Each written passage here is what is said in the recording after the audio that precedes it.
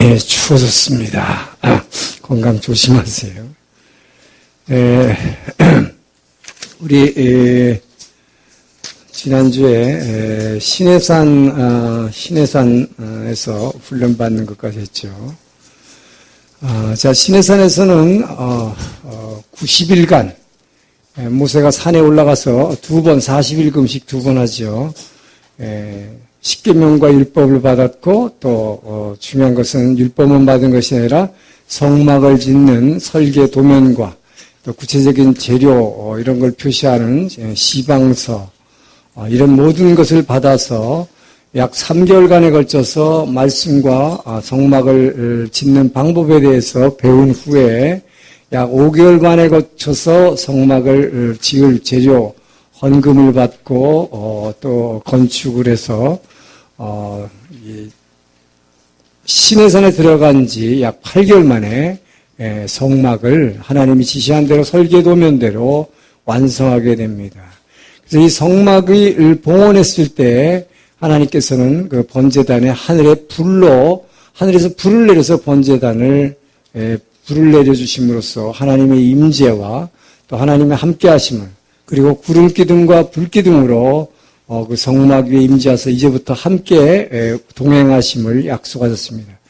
이 성막을 봉헌하는 것으로 출애굽기 40장이 끝나면서 레위기가 시작되죠. 레위기는 성막을 지었으면 예배하기 위한 목적이기 때문에 예배를 주관할 성직자가 필요합니다. 교역자가 필요하죠. 그래서 교역자를 세우는 아론과 그 네 아들의 제사장 위임식을 일주일간에 걸쳐서 위임식을 거행하고 그리고 이제 출애굽한 지 정확하게 1년이 되는 1월 14일 그 다음 해 출애굽 후 1월 14일 유월절을 기념합니다. 어린 양의 보혈의 피의 능력으로 죄와 사망 권세에서 구원받았음을 기리는 거죠. 기념하는 거죠. 자, 그리고 나서 인구조사를 하게 됩니다. 말하자면 이 6월절을 행하는 데까지 이제 레위기고 인구조사는 민수기로 들어가죠. 그래서 민수기로 들어가면서 인구조사를 해서 2월 1일부터 약 20일간 인구조사를 한 다음에 20일 날 출발하게 돼요. 이제 신해산을 출발하는 것입니다. 신해산을 출발한다는 것은 이제 이스라엘 백성의 신분이 완전히 바뀐 것입니다. 출애굽에서 지금 신해산으로 들어가는데 약 3개월이 걸렸고 신해산 훈련 기간이 지금 한 약 1년인데 정확하게 11개월 5일간 이 훈련은 말씀을 받는 훈련 그리고 그 말씀에 순종해서 성막을 그대로 말씀 지시한 대로 짓는 훈련. 그래서 말씀을 받아서 제사 드리는 예배 드리는 훈련을 받고 이제 이 신해산을 출발하면서 출발하기 전에 뭡니까? 중간이지만 하나님의 말씀을 다 받았을 때 출애굽기 24장에서 신해산 언약을 체결하죠. 피로 맺은 언약. 양의 피로 반은 제단에 뿌리고 반은 이스라엘 백성에게 뿌림으로써 피로 맺은 언약입니다. 그래서 이것을 못 지키는 편인 하나님 못 지키면 하나님이 죽으시고 이스라엘이 못 지키면 이스라엘이 죽는다는 약속을 한 것이죠. 근데 결과를 우리는 압니다. 이스라엘을 못 지켰기 때문에 이스라엘이 죽어야 되는데 피 흘리고 죽어야 되는데 하나님이 대신 피 흘리고 죽으시는 것이 십자가 사건이죠. 자, 그 언약 체결을 함으로써 이스라엘의 신분이 완전히 달라지는 것이죠. 이제 그 언약 체결 하기 전에 하나님께서 뭐라고 얘기하십니까? 이스라엘 백성은 너희들이 이 말씀을 잘 지켜 행하면 나의 소유가 될 것이며 거룩한 나라요 제사장 백성이 될 것이다 말씀하시죠. 자, 그래서 이제부터 이스라엘은 분명히 이 세상과 구별된 선민이 되는 것입니다. 하나님과 피로 체결한 이 약속, 이 계약을 이제 이행을 해야 되는 거죠. 이행 못하면 하나님 치시는 것입니다. 자, 그래서 신해산을 이제 출발하죠. 자, 신해산 출발입니다. 신해산에서 어디로 갑니까? 목적지구는 가데스바네아입니다. 이 신해산을 출발해서 가데스바네아로 가는데 가데스바네아로 가는 목적은 하나님의 테스트를 받기 위함입니다. 그것은 시내산에서 1년 동안의 말씀을 율법을 받고 성막을 짓는 훈련을 예배드리는 훈련을 받은 다음에 이들이 과연 이 약속의 땅 가나안 땅에 들어갔을 때 나중에 이렇게 들어가겠지만 들어가서 이들이 정말 훈련 받은 대로 그 십계명과 율법을 따라서 순종하고 또 하나님께 예배드리는 백성이 될 것인지를 이제 테스트하는 거죠.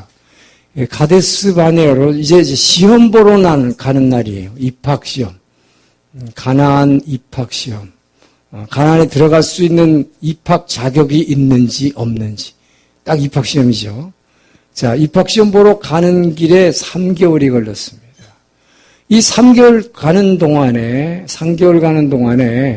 많은 일들이 일어나는데 이들은 시내산에서 시험 받으러 입학 시험장으로 가는 도중에 3개월 동안 떨어질 것이 뻔한 그런 일들을 계속하게 돼요. 그러니까 이 훈련을 1년 동안 받았지만 이 말씀을 못 지킬 거라는 걸 아예 처음부터 다 보여주기 시작한다는 것이죠. 자, 제일 먼저 디베라는 곳에 도착했을 때 불평하기 시작합니다. 그냥 불평하는 거예요. 왜 불평할까요? 출애굽해서 3개월 동안 시내산에 들어오는 동안에 물도 떨어졌죠. 먹을 것도 떨어졌죠. 아말렉이 쳐들어왔죠. 홍해가 가로막았죠. 얼마나 고생했어요. 그렇지만 일단 시내산에 들어와서 1년 동안 훈련받는 동안에는 하나 고생 안 했어요. 그죠? 하나님이 아침에 새벽에 일찍 일어나기만 하면 돼. 그러면 만나가 떨어져. 먹을 게 떨어지죠. 먹을 거, 마실 거, 입을 거 걱정 없었어요. 그냥 하라는 대로 말씀만 지키면 됐어요. 고생 안 했어요. 그런데 또 이제 가지니 광야길 걷자니까 생각해보니까 막 너무 고생하는 게 싫은 거예요. 200만 명이 또 가면서 물도 떨어질 거고 음식도 어떻게 될지 모르겠고 불안한 거죠. 자, 그래서 뭐 이런 게 다 있냐 그러면서 막 불평하기 시작한 거죠. 그러니까 불평하니까 자, 달라진 게 있습니다. 출애굽할 때는 여기 람세스에서 출발해서 이렇게 남쪽으로 해서 홍해를 건너서 이렇게 올 때는 뭐 쓴물도 만나고 먹을 것도 떨어졌지만 하나님이 두드려 패진 않았어요, 여기서는. 왜요? 아직 선민이 아니니까 거룩한 백성, 구별된 백성이 아니죠. 이제 시내산에서 하나님의 말씀을 받고 너희들이 순종하면 거룩한 백성, 구별된 백성, 제사장 나라, 나의 소유다. 자, 계약을 체결하고 나서부터 어떡합니까? 하나님의 말씀에 불순종하면 하나님이 징계하기 시작한다. 그래서 이들이 불평하기 시작하니까 이 맨 뒤에, 행렬의 맨 뒤에서 불평하는 사람들을 하나님이 불로 치셨다 그랬어요. 자, 그리고 조금 더 가다가 기브롯 핫다이와라는 데 도착해서는 결정적인 이 죄를 짓습니다. 이것은 모세가 이때 이제 모세의 처였던 모세의 아내가 누구죠? 십보라죠. 십보라가 죽었던 것 같아요. 그래서 아마 이제 재혼을 했는데 하필이면 구스 여인을 이 구스가 어디예요? 이 애굽 요 밑에 에티오피아 여기 있는 구스의 여인인데 이 구스 여인을 여기서 배로 실어서 이렇게 데려왔을까요? 어떻게 구스 여인을 취해서 결혼했을까요? 구스가 여기인데 이 구스 여인 이방인의 여인과 결혼했다고 그래가지고 미리암이 뭐 누구예요? 동생이죠. 동생 누이죠. 누이가 그냥 항의했으면 좋은데 그게 아니라 리더십에 대해서 도전하는 것입니다. 당신이 왜 혼자서 최고 리더 노릇하느냐? 나 미리암과 아론도 하나님으로부터 직접 음성을 듣고 말씀을 들어서 백성들한테 가르치고 다 할 수 있는데 어째 당신이 혼자 최고 지도자 노릇을 하느냐? 자, 이것은 뭡니까? 최고 리더십에 대한 말하자면 이 담임 목사에 대해서 부목사 둘이 지금 대드는 거죠. 부교역자가 담임 목사를 지금 대드는 것입니다. 그 이유는 말은 맞죠. 원래 이스라엘은 선택된 백성으로 선택받은 백성 선민이기 때문에 유대인끼리만 결혼해야 돼. 이스라엘 백성끼리만 결혼해야 되는데 이방 족속과 결혼했다는 것은 문제가 있는 것 같이 보입니다. 근데 여기서 문제는 뭐냐? 하나님은 이것을 죄로 인정 안 하셨다는 거예요. 왜 그랬을까요? 그것은 여기서 구스여인이라고 그랬는데 이 구스여인은 출애굽할 때 이들과 함께 출애굽했던 사람일 것입니다. 왜냐하면 지금 말씀드린 대로 여기 있는 구스여인을 배 태워서 이렇게 끌어와서 결혼했을까요?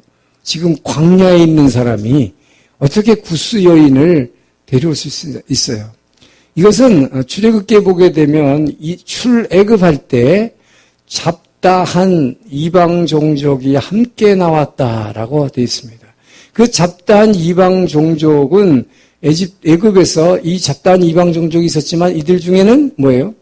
유대교로 개종해서 여호와 하나님을 믿기로 한 사람들이에요. 그래서 이것을 한국말로는 이스라엘 총회다. 그래서 이것을 이스라엘 민족이다 안 하고 이스라엘 총회라고 부르기 시작한 것입니다. 이때부터 출애굽한 사람들을 이스라엘 총회, 일본어로는 젠가이슈 노 이스라엘, 젠가이슈 전회중이라 이렇게 불렀는데 이스라엘 총회, 그러니까 이스라엘 총회 가운데는 이스라엘 백성이 아닌 이방 종족으로서 하나님을 믿는 여호와 하나님을 나의 주로 영접한 사람들도 이스라엘 총회에서 똑같이 하나님께 제사드리고 예배드릴 수 있는 특권을 줬다 하는 것이죠. 그렇기 때문에 하나님은 이것을 죄로 인정하지 않으신 것입니다. 다만 미디암의 입장에서 볼 때는 지금 뭐예요? 미디암은 그것을 이유로 핑계를 삼지만 속에 진짜 혼내는 뭐였어요? 최고 리더십을 왜 네 혼자 왕노릇하느냐 그랬어요. 왜 모세 그러니까 사실상 동생이고 하나님을 만났어도 나보다 훨씬 늦게 만났고 내가 믿음의 대선배인데 어찌하여 네가 왕노릇하느냐라고 되던 것이죠. 근데 여기에 대한 징계는 뭐입니까? 무서운 형벌이었습니다. 하나님은 이 위의 권세에 순종하라 하는 것이죠. 늘 거기에 대항했을 때 적대했을 때 문둥병을 그 당시에 가장 이스라엘 백성이 무시무시하게 하늘의 천벌이라고 했던 문둥병이 걸린 것입니다. 문둥병이 걸리니까 너무 놀라서 형인 아론이 미리암과 함께 대적했지만 하나님께 중보기도 해달라고 해서 결국 모세의 중보기도로 병은 고치죠. 그래서 용서함을 받습니다. 그리고 나서 그래도 하나님께서 40년 동안 이 미리암을 붙잡고 40년 후에 이제 하늘로 불러가지요. 자, 어쨌든 이 광야 40년이 끝날 때 미리암이 제일 먼저 죽습니다. 이 리더십 중에서. 어쨌든 그런 일이 있었고 자, 지금 이런 일들을 보면 뭐예요? 지금 계속 실패하는 얘기를 지금 하고 있는 거예요. 그죠? 고기 먹고 싶다고 시내산에서 1년 동안 하나님께서 매일같이 내려주신 것은 만나였습니다. 그래서 고기를 먹을 수가 없었기 때문에 고기 가마 옆에서 애굽에 있을 때가 좋았다 그러면서 고기 냄새도 맡았고 부추도 먹었고 차배도 먹었고 야채 과일도 막 생각나는 거죠. 자, 이거 불평했을 때 하나님께서 뭘 내려주셨어요? 메추라기를 이 홍해 아카바만에 있는 메추라기 떼를 불렸다 여기다가 메추라기 떼를 줬죠. 그래서 결국 먹여줬지만 이걸로 불평한 주범들은 이 표현을 보면 고기가 이 사이에서 씹어서 넘어가기도 전에 하나님 쳐서 죽였다 그렇게 됐습니다. 이걸 보면 여러분 하나님의 말씀을 받고 신앙 훈련을 받는 것은 참 좋은 일입니다. 그래서 하나님의 선택받은 백성이 된 건 좋은데 이제 말씀을 순종하지 않고 자기 멋대로 죄 지을 때 어떻게 한다고요? 징계한다. 근데 여기서 중요한 건 뭡니까? 하나님의 징계는 죽이려는 게 목적이 아니다. 고치려는 게 목적이다. 할렐루야. 그래서 구약의 하나님이 무서운 하나님, 공의의 하나님, 징계하시는 하나님 그렇게 얘기하지만 무서운 하나님이 아니에요. 무섭다는 것은 뭐예요? 물론 순종하게 하려고 하는 것이죠. 바른 사람 만들게 하려고 아버지 사랑으로 훈계하시는 하나님이죠. 자, 그래서 지금 이런 일들이 전부 뭐예요? 시험장인 가데스바네아에 도착했을 때까지 이미 이들이 떨어질 거를 미리 예고편을 보여준 것이다 라는 걸 알 수 있죠. 자, 그래서 우리가 알듯이 가데스반에서 12명의 정탐꾼을 이 가나안 땅으로 보내지요. 자, 갔다 와서의 문제는 뭐였죠? 이들의 보고가 전부 다 눈에 보이는 것에 겁먹은 것이죠. 저들은 안악자손같이 우리보다 거인이 돼가지고 우리보다 훨씬 키돌이 크고 또 무기를 가졌고 우리는 무기도 하나도 없는데 그래서 저들에게 우리를 죽이러 데리러 왔느냐라고 10명의 정탐꾼이 아주 부정적인 보고를 했고 그중에 오직 여호수아와 갈렙만이 뭡니까? 저들은 우리의 밥이다. 하나님께서 약속하셨으니 이 땅을 반드시 저들을 치고 하나님께서 이 땅을 우리에게 주실 것이다. 라고 외치는 여호수아와 갈렙의 믿음에 이들은 돌을 던졌어요. 여러분 여기서 여호수아 갈렙 그래서 하나님께서는 어떻게 했습니까? 그들의 이 정탐의 실패, 이 시험 하나님의 테스트에 실패한 결과 여기가 이건 굉장히 중요합니다, 여러분. 믿음의 사람과 믿음이 없는 사람 똑같이 신앙 훈련 받았는데 교회에서 하나님이 엄청나게 이거 다르게 취급하세요.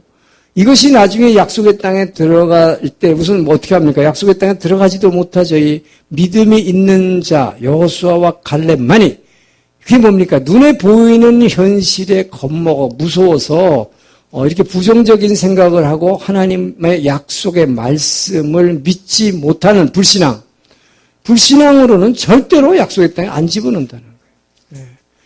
그리고 그 눈에 보이는 현실은 굉장히 불가능한 것 같이 보이지만 하나님이 이 땅을 내가 주시겠다. 그리고 하나님께서 천사들을 미리 보내서 그 가나안 7족속을 다 쳐서 내가 이 땅을 너희들한테 그냥 주겠다 이렇게 약속하셨어요. 너희들이 가서 싸워서 뺏어라 가지 않았습니다. 하나님이 주시겠다 그런 거예요. 그러니까 뭡니까? 하나님이 주시겠다는 약속을 믿는 거죠. 저들하고 싸우려고 그러면 겁이 나지요.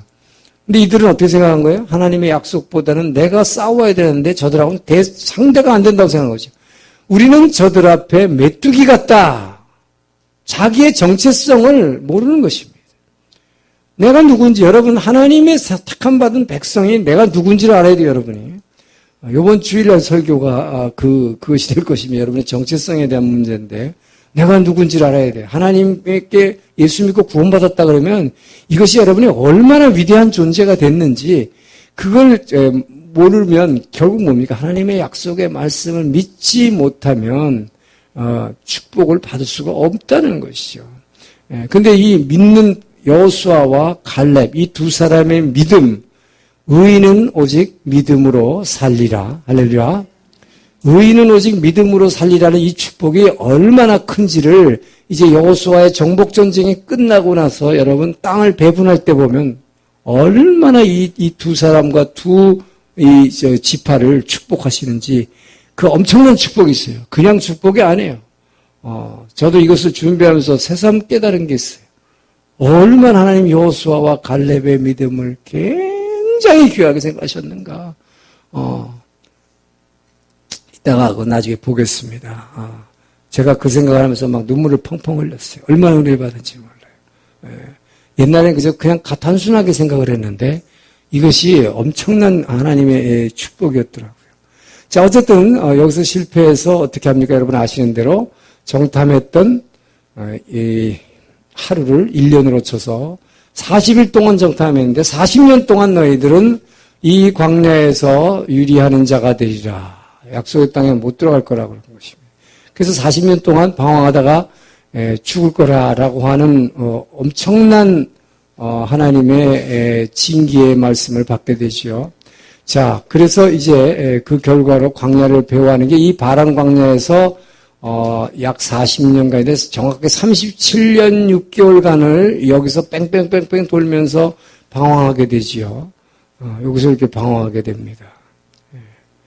자, 그런데 여기서 하나 제가 짚고 넘어갈 게 있어요. 여러분들 중에 그런 책을 읽었던 분들이 있을 건데, 뭐 최근에 시내산이 사우디에 있다. 사우디 여기에요, 여기. 이 옆이 사우디 땅입니다. 시내산이 여기에서 지금 하나님께서 람셋을 출발해서 홍해를 건너서 지금 뭐예요? 마라의 쓴물과 엘림을 거쳐서 르비딤을 거쳐서 시내산을 이렇게 들어왔는데, 시내산이 여기 시나이 반도의 이 남쪽에 있는 이 산이 됐던, 아니면 지금 어떤 분이 집사가 간증한 대로 여기 사우디아라비아에 있다는 게 발견이 됐던, 이게 무엇 차이가 있어요? 이거에 대해서 흥분하지 마세요, 여러분.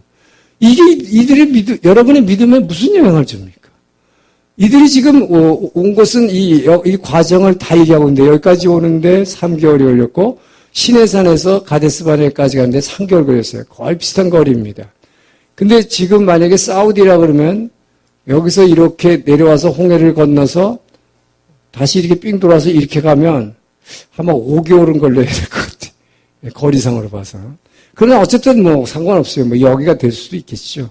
근데 그렇다면 여기서 결국 뭡니까? 훈련받고 가데스바네아로 이렇게 갔다는 얘기가 되죠.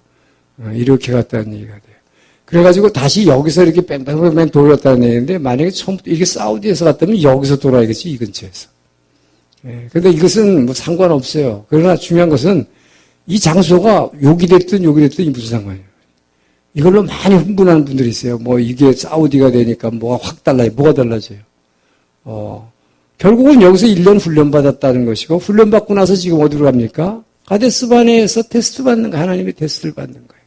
그래서 하나님의 테스트를 가데스바네에서 받는데 실패했고, 결국 이 바란 광야에서 37년 6개월을 헤맨 과정을 민수기에서 자세히 기록을 하고 있는 것입니다. 그러니까 이것이 사우디가 됐든 어디가 됐든 시내산이 상관없어요. 결국은 여기서 헤맨 거예요. 37년 6개월.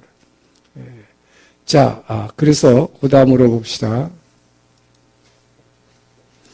이건 지금 이걸 다시 한번 정리한 거죠. 시내산에서 나와서 디베라에서 불평하니까 진의 끝을 불러 태웠고, 기브로 핫다와에서 이 고기 갖고 불평하니까 고기를 줘서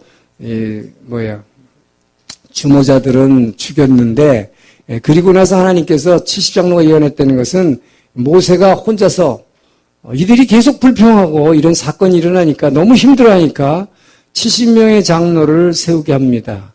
그래서 모세의 보좌관, 영적 보좌관을 준 거예요. 그래서 이들이 예언함으로써 모세에게 이를 옆에서 도우게 하는 거죠. 이런 일이 있었어요. 그리고 나서 이제 구스 여인을 취한 모세를 미리암이 대적했을 때 문둥병으로 치셨다는 이야기, 그리고 정탐꾼이 가데스바네에 가서 실패했다는 이야기입니다. 자, 그래서 이게 시내산에서 나와가지고 약 한 3개월, 약 10일간에 걸친 이야기였어요. 가데스바네에 올 때까지. 자, 그리고 나서 이제 이 가데스바네에서 40년간을 광야에서 유리하리라 라고 해서 이 바람 광야에서 40년간을 유리하는 모습입니다. 여기서 37년 6개월간을 여기서 정확하게 유리하게 되죠.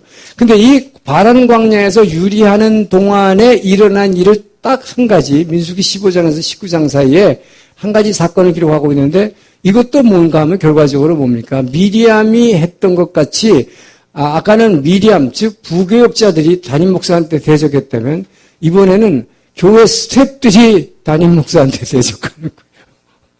교회 스태프들이라는 레위 족속들, 고라당. 고라당이라는 것은 약 250명이라고 이제 고라당 사건이 일어나오는데, 고라당이 레위 부족입니다. 레위 족속 중에 한 부족인데, 이들이 우리도 레위족이니까 왜 우리는 목사 안 시켜주냐 이거예요. 우리는 왜 교육자 안 시켜주고 맨 스텝으로 맨 성막 일하는 뭐죠? 우리는 나무도 준비해야 되고 재가 다 타면 재 치워야 되고 이런 허드렛 일. 왜 그런 것만 시키냐는 거죠. 이게 스텝이죠. 말하자면 똑같은 레위인이에요. 그러나 우리한테는 왜 설교할 권리를 안 주느냐 이겁니다.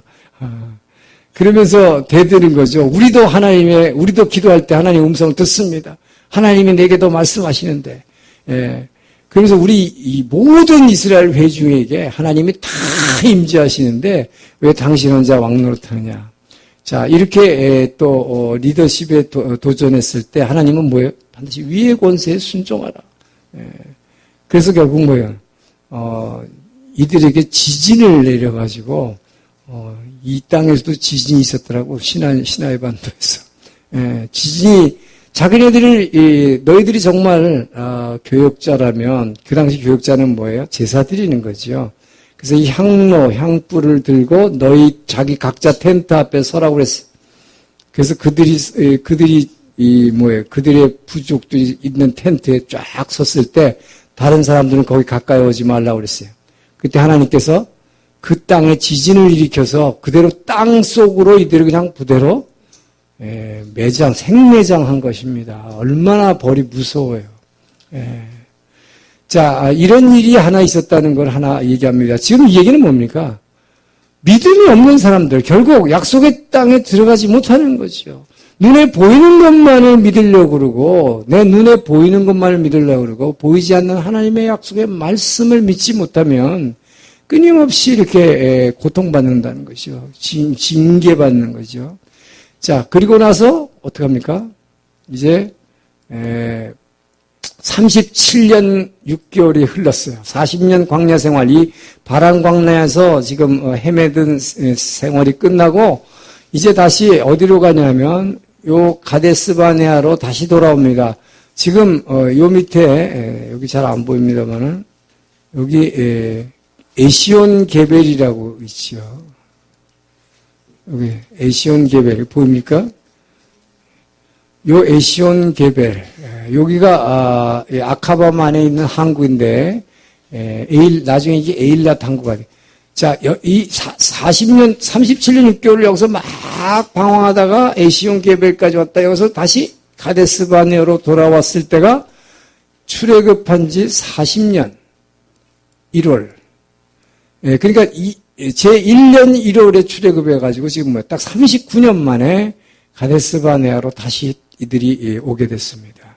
자, 이들이 39년 만에 출애굽한 지 39년 만이니까 이제 모세는 40년 광야 생활을 끝내고 모세도 죽어요. 마지막 1년간의 모세의 죽음 때까지 1년간의 생애를 지금 기록하고 있는 것인데, 자, 모세가 죽기 전에 마지막 1년간의 생애입니다. 그런데 이 가데스바네아에 이제 40년 1월 출애굽한 지 39년 만에 광야 생활을 하다가 여기 도착했을 때 무슨 일이 일어났는가? 제일 먼저 이 미리암이 죽습니다. 자, 이 미리암이 죽고 죽고 나서 무슨 일이 생기냐면 요 가데스바네아 이곳에서 다시 물에 대한 시비가 나오죠. 마실 물이 없다고. 마실 물이 없다고 외쳤을 때 하나님께서 모세에게 지시한 것이 뭡니까? 반석을 치지 말고, 전에는 쳤죠. 르비드변에서는 반석을 쳤어요. 지팡이로. 이번에는 치지 말고 명령하라. 말로만 하라. 이거죠. 그러나 모세가 너무 화가 나니까 두 번 반석을 쳤을 때 물은 콸콸 나왔어요. 그래서 200만 명과 가축들은 마셨지만 하나님이 모세와 아론을 요 호르산으로 올라오라고 부르십니다. 이 호르산, 호르산이라고 하는 곳으로 여기를 부르세요. 모세와 아론은 일로 올라와라. 그래놓고 여기서 어떻게 합니까? 아론은 여기서 죽는다. 아론이 여기서 바로 죽어요. 하나님의 말씀을 듣고 바로 죽습니다. 그래서 호르산에 매장하고, 매장하는데, 문제는 뭐예요? 여기서 이제, 여기서 모세가 가데스바네아에 있으면서 에돔 왕에게 사람을 보냅니다. 사람을 보내서 에돔 왕국이 이게 에돔 왕국이 이렇게 커요. 자, 이 에돔 왕국의 왕에게 사람을 가데스바네아에서 봅니다. 뭐하러 보내느냐? 자, 여기서 보세요, 여러분. 이 호르산에서 이스라엘 이 약속의 땅으로 가려면 제일 가까운 길이 뭐겠어요? 요렇게, 이거 좀 점선 있죠? 요렇게 가는 게, 요렇게 가려고 그랬다, 이 말이에요. 그래서 요렇게 가도록 허가해달라는 거예요. 이게 뭐예요? 에돔 땅을 통과하는 거죠. 에돔 땅을 통과해서 어디로 지나가려는 것입니까? 왕의 대로가 이 아카바만에서부터 이렇게 올라가는 왕의 대로가 있어요. 위로. 이렇게 쫙, 이게 장사꾼들이 올라가는 길이죠. 요 길을 따라서 가겠다는 것입니다. 그러니까 지름길로 여기서 만나가지고 왕의 대로를 만나서 이렇게 올라가겠다.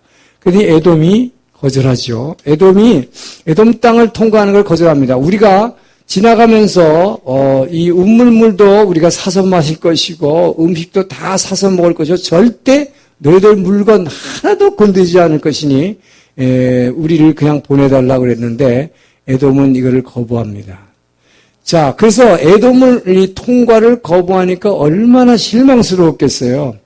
그런데다가 지금 미디암 죽었죠. 아론 죽었죠.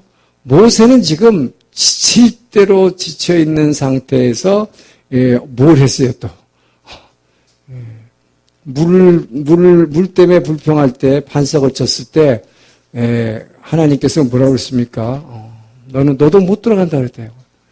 여러분 여기에 이 절망감이라고 하는 것은 여러분이 지도자라면 어떠세요? 저 같아도 뭐예요? 두 손 들고 여러분 흔히 잘 쓰는 말 뭐예요? 다 내려놓겠습니다. 다 내려놓겠다고 두 손 들고 말았을 거예요. 지금 마지막 1년인데 그만두겠다 그러는 거죠. 이제 더 이상 못하는 거죠. 너 약속의 땅에 자기 들어가지도 못할 건데. 자기도 거부당했어요. 그러면 호르산에서 자기도 그냥 만세 부르고 장례 지내고 나도 여기 있다 그냥 적당히 가겠습니다. 그랬어야 돼요. 이 당시 모세의 나이가 119세입니다. 120세에 죽었거든요. 119세, 1년 남았어요. 자, 이런 상태에서 그러나 모세는 뭡니까?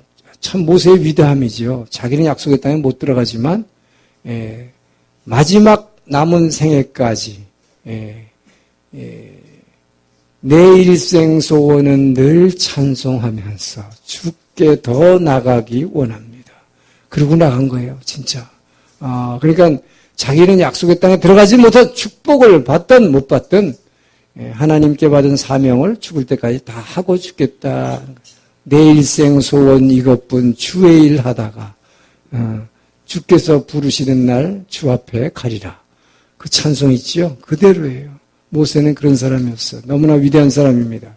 그런데 여러분 아시는 대로 자, 이 가데스바네에서 이 모세가 그 반석을 두 번 쳤을 때 그래서 이거를 무리바라는 이름이 여기다 붙었죠. 이 무리바의 물이다. 이 반석을 치어서 두 번 쳐가지고 무리바의 물이라고 그랬어요.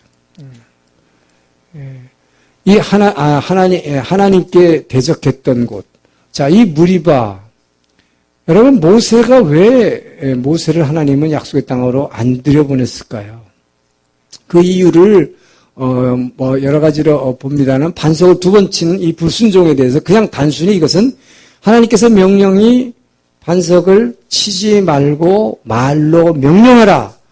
이것은 불순종이죠. 그런데 이제 자기가 화가 나니까 분노를 참지 못해서 소위 의분이라고 그래요. 의로운 분노다. 그래서 이걸 쳤다. 그런데 그래서 어쨌든 불순종했기 때문에 안 집어넣었다. 물론 불순종입니다. 근데 이 불순종이 경범죄냐 중범죄냐 하는 거예요. 이 반석을 지팡으로 두 번 친 것이 무슨 의미를 가지냐는 거죠. 말로 하라는 것과. 여러분 반석이라는 게 뭐예요? 예수 그리스도가 반석이십니다. 반석이신 그리스도. 그리스도를 쳐야 생수가 나오는 거예요. 영원한 생명은 그리스도를 십자가에 치심으로 그리스도의 몸이 깨짐으로 영원한 생명수가 나오는 것입니다. 그래서 우리에게 영원한 생명이 주어진 것입니다. 그래서 그리스도의 몸은 십자가의 사건은 한 번 있어야 되는 것입니다. 그러고 나서는 부활만이 있는 거예요. 사람이 죽는 것은 정해진 것이요. 죽은 후에는 심판이 있으죠. 근데 예수님은 뭐예요? 우리 모든 죄를 지시고 대신 죽으시고 한 번 죽으셨어요.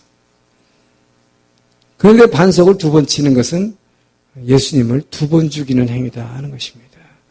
그렇기 때문에 반석을 두 번 쳐서 이제 좀 이따 또 설명하겠지만 홍해를 이스라엘이 건넜지만 나중에 이제 요단강을 건너죠. 이런 사건이 나오는데 2세들은 요단강을 건너요. 여러분 이스라엘 백성들이 홍해 건넌 사람들이 요단강을 건넌 사람이 있을까요? 없을까요? 자, 홍해를 건넌 이스라엘 백성들 중에 요단강을 건넌 사람이 있을까요? 없을까요? 여호수아와 갈렙 두 사람 이외에는 없습니다. 이게 굉장히 중요한 거예요. 하나님께서 그건 약속을 하셨으니까. 여호수아와 갈렙 이외에는 어떤 자도 못 들어갈 것이다. 그건 뭘 얘기합니까? 홍해를 건넜다는 게 뭐라고 그랬어요? 세례받은 것이라고 그랬죠. 그리스도와 함께 죽고 이제 새로운 삶으로 새로 태어나는 것이죠. 그래서 세례는 한 번으로 족하다 하는 것입니다. 그래서 이스라엘은 홍해를 건너서 다시는 홍해를 다시 건넌 사람 없어요. 거꾸로 이스라엘에 나와서 홍해를 건너간 사람 한 사람도 없습니다. 그리고 다시 요단강을 건널 필요도 없어요. 근데 요단강을 건널 필요가 있던 사람은 어떤 사람이에요? 2세들입니다. 아직 세례를 못 받은 사람들, 홍해를 건너지 못한 사람들, 광야에서 태어난 사람들이죠. 2세들. 이들이 요단강을 건너요. 마찬가지요. 그렇기 때문에 이런 모든 것이 성경에서 말하는 것은 한 번으로 족하다는 것입니다. 십자가도 한 번. 그래서 예수님을 두 번 죽이고 세 번 죽이고 하면 안 된다는 거죠. 자, 그래서 모세는 약속의 땅에 안 집어넣는데 여러분 이것이 벌이라고 우리는 생각하는데 물론 불순종했으니까 징계의 의미가 있어요. 그러나 하나님은 모세를 더 좋은 곳으로 데려가셨으면 믿으시기 바랍니다. 어떤 사람은 억울하다고 생각해. 세상에 모세같이 이렇게 고생하고 40년 동안을 충성했는데 단 한 번 실수로 약속의 땅에 안 들어보내. 뭐 이런 하나님 있어? 나는 안 믿을 거야. 이렇게 생각하면 안 된다는 거예요. 약속의 땅, 눈에 보이는 그 적과 꿀이 흐르는 땅보다 영원한 곳으로 불러가시다. 할렐루야. 자, 그리고 이제 나중에 보시면 알겠지만, 이제 여호수아가 정복전쟁을 해서 이 땅에 들어가서 땅을 배분합니다. 땅을 배분할 때, 저는 모세를 왜 이 땅에 안 보내셨을까라는 생각을 다른 측면에서 해봤는데, 깜짝 놀랐어요, 제가 봤더니. 여러분, 나중에 이제 보면 알지만, 이 약속의 땅에서 이 땅을 분배받을 때 가장 중요한 기준이 있어요. 그것은, 여호수아와 갈렙입니다. 이게 너무나 놀라운 것을 제가 발견했어요. 갈렙이 바로 유다 지파고 여호수아가 에브라임 지파예요. 이 두 지파에게 하나님이 주시는 엄청난 축복과 특권이라는 건 이루 말할 수 없어요. 다른 지파하고 상대가 안 되는 거예요. 그러니까 다른 지파들은 이 광야에서 태어난 이 지파들이 후예들이죠. 왜 1세들은 다 죽었으니까. 결국 여호수아와 갈렙, 믿음의 가치관으로 약속의 땅을 본 사람들, 눈에 보이기에는 자기네보다 몇 배나 커 보이고 무기를 들고 있기 때문에 도저히 우리가 이 땅을 정복할 수 없다고 봤지만 저들은 우리의 밥이라고 외치면서 하나님께서 이 땅을 반드시 주실 것이다. 의인은 믿음으로 살리라. 자, 그래서 이 유다 지파와 에브라임 지파에게 엄청난 축복을 하시는 것이 이따가 이제 나오겠지만, 중요한 것은 모세가 거꾸로 약속의 땅에 들어갔으면 어땠을까요? 제가 그 생각을 해봤어요. 그 들어가면 안 됐더라고요, 제가 보니까. 들어가면 안 돼요. 왜 안 됐을까요? 모세는 어떤 지파인지 아시는 사람? 레위 지파지요. 레위 지파는 왜요? 약속의 땅에서 땅을 줬어요, 안 줬어요? 하나도 안 줬다. 여러분 생각해보세요. 40년 동안에 그 고생해가지고 다른 사람 하나도 안 믿어도 그렇게 팔 벌리고 기도하면서 믿음으로 인도해간 목적이 뭐예요? 약속의 땅을 얻게 한 거예요. 약속의 땅을 기업으로 받지 못한다면 최고 지도자가 백성들 앞에서도 체면이 뭐가 돼요? 자기는 못 받는 거예요. 그리고 자기도 엄청난 상처를 받을 거예요. 하나님은 일찍 여기서 하늘나라로 데려가신 것입니다. 할렐루야. 진짜 젖과 꿀이 흐르는 영원한 곳으로 데려가셨다. 하나님의 은혜입니다. 자, 그래서 이제 이들은 이 에돔을 통과하는 것을 이렇게 직전거리로 가는 걸 거부당했기 때문에 삥 돌죠. 남쪽으로 이렇게 삥 돌아가지고 빙빙 도는 거죠. 왕의 대로도 못 지나가게 하니까 이것도 우회해서 돌아갑니다. 근데 이렇게 삥삥 도는 게 축복이더라. 할렐루야. 이 삥 돌아서 축복받았어요. 왜 그랬을까요? 자, 감차이 고생했죠. 이거 굉장한 고생입니다. 이렇게 돌아가는 거. 근데 이렇게 돌아가는데도 이 가데스반에서 이렇게 돌아가는데, 자, 이렇게 돌아가가지고 지금 여기 뭡니까? 아하스라는 곳에 왔을 때 이스라엘 백성이 치려고 한 게 아닌데 자기네들이 저기 여기 와서 치러 와요. 이렇게 치러 와. 이게 뭐냐면 아모리 왕 시혼입니다. 아모리 왕 시혼. 자, 이 아모리 왕 시혼인데 이 아모리 왕이라 하면 여러분 모압과 암몬을 알지요? 여러분 모압과 암몬. 자, 이 모압 족속의 땅은 여기입니다. 사해의 반쪽, 이 아르논강을 기준으로 남쪽이 모압 땅이에요. 근데 하나님께서 모압과는 싸우지 말라고 모세에게 명했습니다. 그래서 모압하고는 절대 전쟁을 하면 안 돼요, 모세는. 그래서 전쟁을 피하기 위해서 그냥 옆으로 비껴갔어요, 이렇게 비껴갔어요. 그리고 요 위에 암몬이 있는데 암몬하고도 싸우지 말라. 하나님은 모압과 암몬과 싸우지 말라고 그래서 모세는 전쟁 안 했습니다. 근데 나중에 여러분 지난번 우리 사사기에서 봤지만 입다 사사 때 암몬족이 쳐들어와 가지고 뭐라고 공갈쳤어요. 왜 너희들이 왜 쳐들어왔냐 그랬더니 암몬 왕이 뭐라고 그래요? 너희 조상들이 모세 때 이렇게 올 때 우리 땅을 침범했기 때문이라고 했어요. 근데 입다는 성경을 이 이야기를 다 알고 있었습니다. 그 당시에는 절대 하나님은 모압과 암몬하고는 전쟁하지 말라고 했다. 그래서 우리는 너희를 치지 않았다. 왜 거짓말하느냐 그랬어요. 자, 그래서 실제로 치지 않았습니다. 그런데 암몬족은 요 바깥에 있어요. 자, 여기 요단강이죠. 이게 사해입니다. 사해 요단강 저 위로 가면 뭐 갈릴리오스까지 요단강입니다. 자, 이 요단강을 끼고 요 모압 편지라고 있는 여기서부터 요 위쭉 요단강을 끼고 이렇게 위로 아모리 왕국이 있었어요. 아모리 족속이 여기를 차지하고 있었습니다. 이 아모리 족속이 그 당시에 엄청난 강한 민족이었기 때문에 모압과 암몬이 이들을 저지하지 못하고 원래 자기네 땅이어야 되는데 뺏긴 거예요. 아모리 왕국이 여기를 차지하고 있었어요. 그런데 이 아모리 족속들이 제일 먼저 이스라엘 백성들이 일로 온다는 걸 보고 자기네들이 치러 내려왔다 하는 것입니다. 왜요? 이들이 요단강을 건너서 건너갈 걸 알았기 때문이죠. 그러니까 자기네 땅을 뺏기게 생기니까 쳐들어오는데 그냥 혼자서만 쳐들어오지 않고 누굴 데려왔다고 되어 있어요? 저 북쪽에 있는 바산 왕 옥. 이런 바산이라고 하면 갈릴리오스 오른쪽이 지역에 지금으로 말하면 골란고원이라고 하는 그쪽을 바산이라고 하는데 그 바산의 왕하고 동맹을 맺어가지고 이 아모리 왕 시온이 공격을 해온 것입니다. 아하스로. 그래서 여기서 하나님께서 뭐예요? 이들을 격파하게 만드세요. 그 바람에 모세는 생각지도 않는 어부지리를 얻는 것입니다. 원래 처음부터 그렇게 하려고 했던 건 아닌데 여기서 엄청난 승리를 거두는 거죠. 아모리 왕 시온과 바산 왕 옥을 격파함으로써 이 요단강 동편에 있는 아모리 왕국 지역의 땅뿐만 아니라 저 갈릴리오스 있는 동쪽의 바산 지역까지도 전부 점령하는 엄청난 이 전과를 올리게 되는 것이죠. 그래서 결국은 이 요단 동편의 땅을 얻게 되는 거예요. 요단강 건너서 안으로 서쪽으로 이 가나안 땅에 들어간 것만 이스라엘이 아니죠.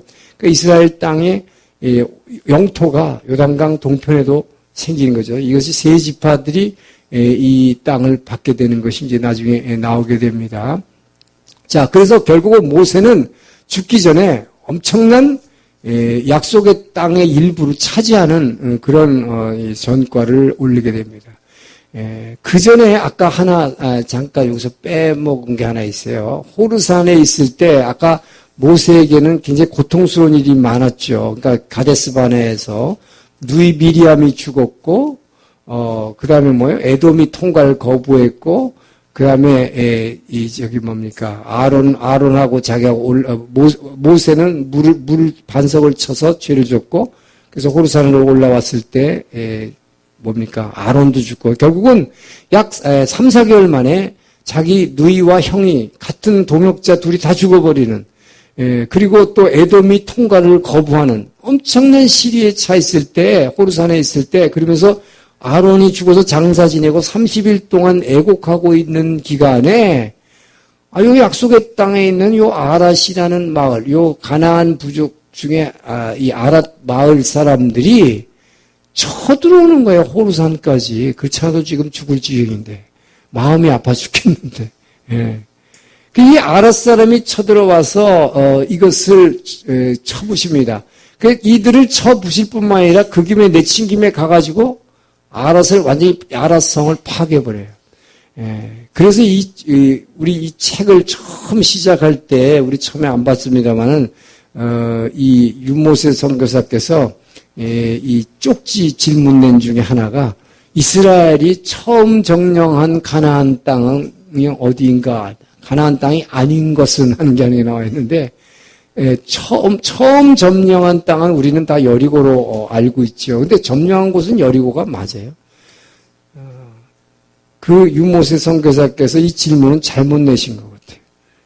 그러니까 이스라엘이 처음 정복한 가나안 땅은 정복한 것은 여리고가 맞아요. 나중에. 그러나 아랏이 거긴 정답으로 되어 있는데 이것은 뭐냐면 처음 정복한 건 아니고 처음 쳐부순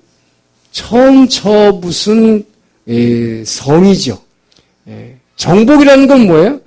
적을 쳐서 부시고 그곳에 가서 거주해야 되죠. 만약에 이것이 처음 정복한 땅이 됐다면 이스라엘은 어떻게 됐어요? 약속의 땅은 이미 여기서 그냥 들어가 버리면 됐죠. 그죠? 그럼 끝났지. 그게 아니다 이 말이에요. 정복은 아니에요. 그러니까 우리가 언어를 잘 구분해야 된다. 가나안 땅 중에서 처음으로 쳐부신 적을 완전히 쳐부순 그 성가 아랏이에요. 이런 일이 한 번 있었어요. 그러나 이런 일이 있었고 또 아말렉 족속이 시내산 들어가기 전에 한 번 전쟁 이긴 적이 있고 지금 전쟁 2번 경험했는데 이제 여기서 아모리 왕 시온과 바산 옥이 쳐들어왔을 때는 본격적인 전쟁에서 모세가 대승리를 하게 되는 것입니다. 그런데 이 승리를 하게 된 배경에 어떤 사건이 있었냐 여러분이 하나 기억해야 될 게 있다. 자, 이스라엘 백성이 지금 40년 광야 생활 가운데서 늘 안 좋은 일만 있었던 것 같은데, 안 좋은 일이 말하자면 전화위복이 된 사건이 하나 있었어요. 그것이 뭡니까? 이 에돔 왕에게 이 에돔 땅을 통과하는 것을 거부당한 이스라엘 백성이 불평하기 시작했어요. 일로 내려가면서. 남쪽으로 삥 돌아가니까 얼마나 힘들겠어요. 이 불평할 때 하나님이 여기서 주신 게 뭐예요? 불뱀을 보내신 사건입니다. 이게 아주 결정적인 사건이에요. 자, 이 불뱀을 보내서 이들을 모에루 해비가 물려서 다 죽게 만들었는데 여기서 거의 다 죽습니다. 말하자면 장정이 60만이라면 거의 다 죽었다고 봐야 돼요. 이 불뱀 사건으로. 그런데 여기서 하나님께서 뭘 하셨어요? 놋뱀을 달아서 세우라. 장대에다 달아 세우라. 놋뱀. 자, 여기서 지금 예수 그리스도의 첫 아주 그 구체적인 상징이 나오는 것이죠. 그래서 이 뱀은 아주 나쁜 것이죠. 저주를 받을 존재지요. 이 놋으로 뱀을 만들어가지고, 그걸 단대기를 쳐다보는 자는 살 것이다. 이게 바로 뭡니까? 이스라엘 백성이 가데스에서, 믿음을 갖지 못해서 이들이 실패해서 40년을 지금 광야 생활했지만, 광야 생활 40년을 마치고, 이제 약속의 땅을 향해 가는 이 여정에서 하나님이 하신 일이 뭐예요? 불뱀 사건을 통해서 믿음 없는 사람을 여기서 다 심판해 주시는 것이요. 그래서 하나님이 원래 말씀하신 대로 가데스반에서 말씀하신 대로 뭐예요? 이 믿음을 가지지 못한 1세들은 여호수아 갈렙 위에는 한 사람도 들어가지 못하리라. 그것이 바로 이 불뱀 사건으로 여기서 모든 1세들이 다 이제 죽는 것이요. 그러니까 이들은 뭡니까? 놋뱀을 쳐다보지 않았다 하는 얘기를 알 수가 있어요. 만약에 이들이 믿음으로 이 놋뱀을 쳐다만 봤으면 살았겠죠. 그죠? 근데 2세들만 살았고 1세들은 다 죽은 것입니다. 그래서 1세들 중에 이 약속의 땅을 요단강을 건너 들어가는 것은 여호수아 갈렙 이외에는 없었다는 것입니다. 그래서 이 놋뱀 사건, 결국 그리스도를 믿음으로 말미암아 이건 뭡니까? 자기네들이 한 건 아무것도 없죠. 죄진 것밖에. 불평한 게 없지. 그러나 그리스도께서 하나님께서 하신 일을 단지 보고 믿음으로 말미암아 구원 얻는 이 방법을 여기서 하나님이 이것을 통해서 이스라엘 백성 회복하시는 걸 보게 되죠. 그래서 이 노뱀을 쳐다본 믿음의 2세들, 자, 이들을 데리고 이제 가는 거예요. 그런데 이들을 데리고 가서 여기서 대승리를 하게 되는 것입니다. 이것은 뭡니까? 이제 1세들 믿음이 없는 사람들은 다 죽었어요. 그리고 이 불뱀 사건을 통해서 정말 하나님이 얼마나 무서운 분이라는 것을 이들은, 2세들은 아주 몸에 저리도록 깨달은 것입니다. 그래서 이때부터는 순종하기 시작하는 거예요. 그래서 여러분, 이제 조금 있다가 모세가 죽으면서 여호수아로 지도자가 바뀌지만, 여호수아가 지도자가 된 이래에 이스라엘 백성이 불평하는 모습을 한 번도 볼 수가 없어요. 왜 그랬을까요? 이 불뱀 사건이에요. 이들은 이 불뱀 사건을 통해서 불순종하는 자가 얼마나 무섭게 심판당하는 걸 알았어요. 그리고 믿음으로 바라보는 자의 구원을 봤어요.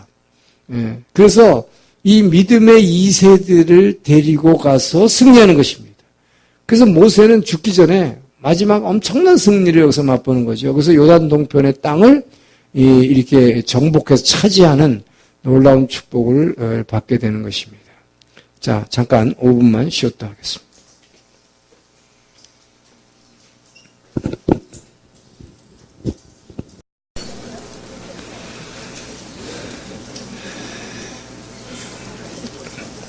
자, 가나안 정복 시대로 들어가기 전에 아까 마지막 좀 한두 가지 정리할 게 있어요. 자, 이스라엘 백성들이 요단 동편을 점령했는데 요단강 동편을 점령합니다마는 그리고 나서 이제 뭡니까? 마지막으로 약속의 땅으로 들어가기 전에 준비 단계가 몇 가지가 있었죠. 첫 번째로 뭘 합니까? 여호수아라는 이 후계자를 당연히 임명해야겠죠. 모세가 이제 죽습니다. 자, 모세가 죽는데 모세가 죽기 전에 마지막으로 인구조사를 하죠. 인구조사. 자, 인구조사는 이게 뭡니까? 40년 전에 광야에서 나와서 시내산에서 인구조사를 했죠. 시내산을 출발하기 전에 인구조사를 했습니다. 그것은 1세들 중에서 이 가나안 정복 전쟁에 나설 수 있는 장정이 몇 명이 되는가를 알기 위해서 했을 때 그 숫자가 60만 3,550. 그런데 이제 1세에서 2세로 바뀌고 나서 이제 요단 동편을 점령하고 나서, 그러니까 불뱀 사건, 이 노뱀 사건이 있은 후에 인구조사를 다시 해보니까 40년 지난 후에 인구조사죠. 몇 명이 됐습니까? 60만 1,730명. 전체로 보면은 약 1,820명이 줄어든, 그러니까 얼마나 기가 막혀요. 40년 전에 1세들하고, 실제로 보면요. 이 불뱀 사건을 거치면서 광야 40년 동안에 죽은 인구가 추정컨대 전체를 200만으로 봤을 때 약 120만 명이 물갈이 된 거로 봅니다. 약 120만이 죽었어요. 전체를 200만으로 볼 때. 왜냐면 장정이 지금 60만인데 장정의 숫자가 거의 변함이 없는 걸 보게 되죠. 약간만 줄어들었어요. 그런데 약간만 줄어들었지만 실제로 약간만 줄어드는 요 마지막 과정에서 제가 한 가지 여기 장수가 바뀌어가지고 저걸 할 수가 없네요. 여기서 한 가지 제가 여러분에게 설명 하나 안 드렸던 게 있는 게 저거죠. 모압 평지에서의 이 모압왕 발락이 발람을 불렀던 사건. 그걸 제가 그냥 빼먹고 지나갔는데 그 모압 평지에 있을 때에 무슨 일이 있었습니까? 모압 평지에 있을 때에 모압 평지라는 것은 요단강 바로 동편, 요단강 이제 동편에 아까 아모리 왕국에 있었던 그 자리입니다. 거기 이제 요단강에서 이제 요단강 건너기 직전 그 자리예요. 자, 거기 모압 평지에 있을 때에 무슨 사건이 있었냐면 모압 왕 발락이 이 발람이라는 거짓 선지자를 불러들이는데 그 발람이라는 선지자는 어디 사람이냐면 아수르 쪽에 유프라데스강 쪽에 사는 사람이었습니다. 근데 워낙 그 당시 중동 지방에서 예언자로 유명한 사람이 발람이었어요.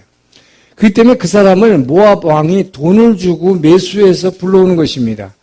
그런데 사실 여러분 보세요. 모압 왕이 이럴 필요가 있습니까? 없습니까?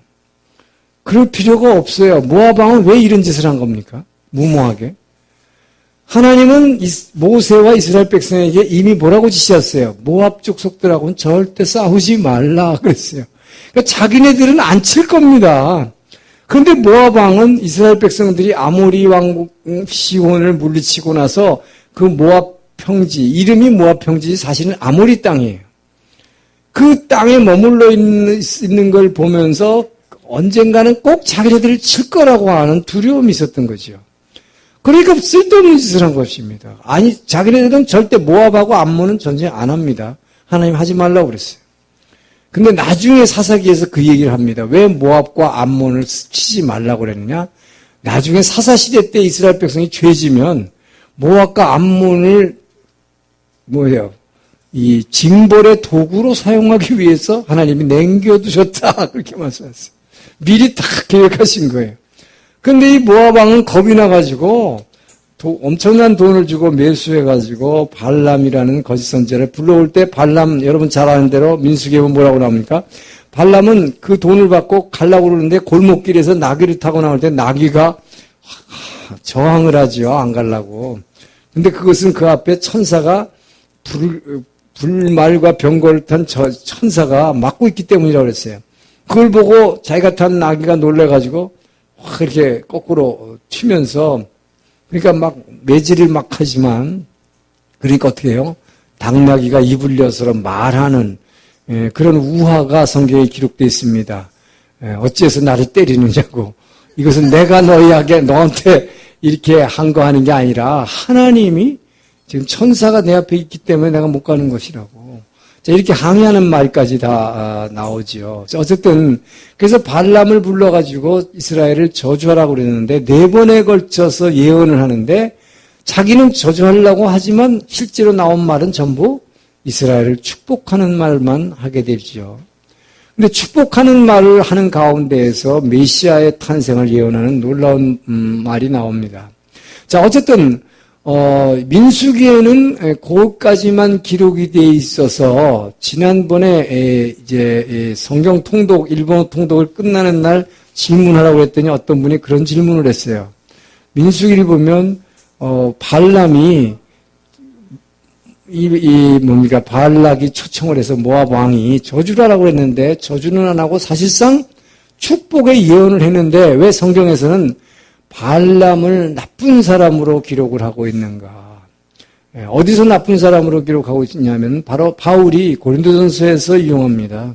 이 음란에 대해서 얘기하면서 바로 이스라엘 백성이 모압 평지에서 발람의 꾀임을 받아, 발람의 꾀임을 받아 미디안 여인들과 음행을 저질렀다.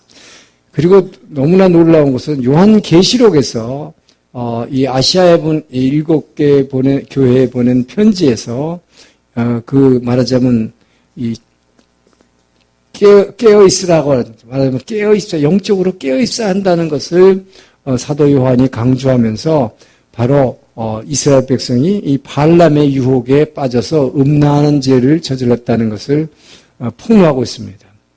그래서 왜 발람이 축복만 했는데 그렇게 나쁜 짓을 했다고 얘기하고 있느냐 하는 것은 답이 바로 신약 성경에 있는 거예요. 신약 성경에서 발람을 그렇게 나쁜 일을 했다고 이야기하고 있는 것입니다. 그러니까 발람이 실제로 어떻게 한 거예요? 자기는 저주를 안 하고 축복의 말은 했지만 자기가 돈을 받았기 때문에 모압 왕을 위해서 뭔가 해줘야 됐다고 생각한 거죠.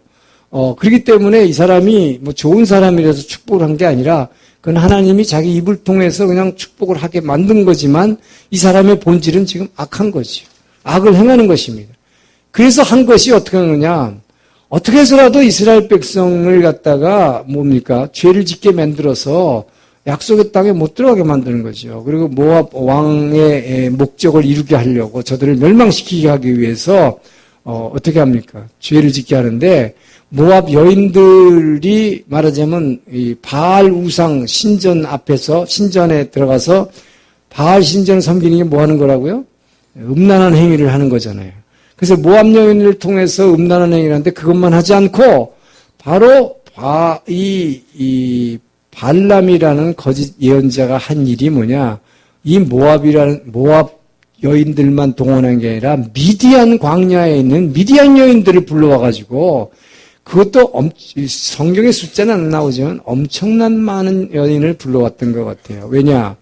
이 음행 사건으로 인해서 하나님이 치신 이스라엘 백성의 수가 24,000명이라고 기록을 하고 있습니다. 민수기에서. 그 얘기는 24,000명이 그 짓을 했다는 거예요. 굉장한 거죠. 이게 왜 이렇게 많은 사람이 했을까요? 바알 우상을 섬기는 방법이 그거였기 때문이죠. 음란한 여인들과 음행을 하는 거예요. 소위 말하는 세상말로 하면 쌍쌍 파티, 짝짓기를 아무나 하고 하는 거예요. 미디안 여인들을 그렇게 많은 여인들을 불러다 놓고 이 쌍쌍 파티를 하는데 그것도 뭡니까? 하나씩 골라가지고 하는 거예요. 파트너를 정해서. 근데 그걸 대표로 이 시므온 지파에 속하는 시므리라는 사람이 말하자면 미디안 족장의 딸, 미디안 추장의 이 딸입니다. 그 딸을 파트너로 데리고 아주 이 모세와 사람들이 다 보는 앞에서 당당하게 그 장막 안으로 들어갔다고 그랬어요. 쌍쌍 파티를 말하자면 인도하려고. 근데 거기에 참가했던 게 아마 24,000명이나 되는 게 엄청난 숫자죠. 그 이게 뭘 하는 겁니까? 바알 앞에서 집단 그 짓을 하는 거예요. 그래서 그것을 본 뭡니까? 그 당시 엘르하살 제사장이 이제 아론이 죽었을 때 호르산에서 하나님께서 그 아들인 엘르하살에게 아론의 대제사장 옷을 입혀라고 해서 엘르하살이 대제사장이 됐습니다. 그 엘르하살의 아들이 비느하스, 그것이 그 사람이 이제 후에 대제사장인데 이 비느하스, 그 아들인 비느하스가 그 대표로 들어간 그 남녀가 이렇게 돼 있는 상태에서 창으로 둘을 찔렀다고 그랬어요. 뒤에서. 그래가지고 두 배를 관통을 해서 찔렀다고 그랬어요. 그것을 신호로 해가지고 하나님께서 24,000명을 죽이셨습니다. 즉시로 그 역병을 돌게 해가지고. 자, 그런 사건이 있었고, 그러고 나서 뭡니까? 이스라엘 백성들 중에서 12,000명을 선별해서 미디안 족속들을 다 쳐서 죽이라고 그랬어요. 그 음행을 하게 한 사람들을. 자, 이런, 이 사건들이 중간에 있었죠.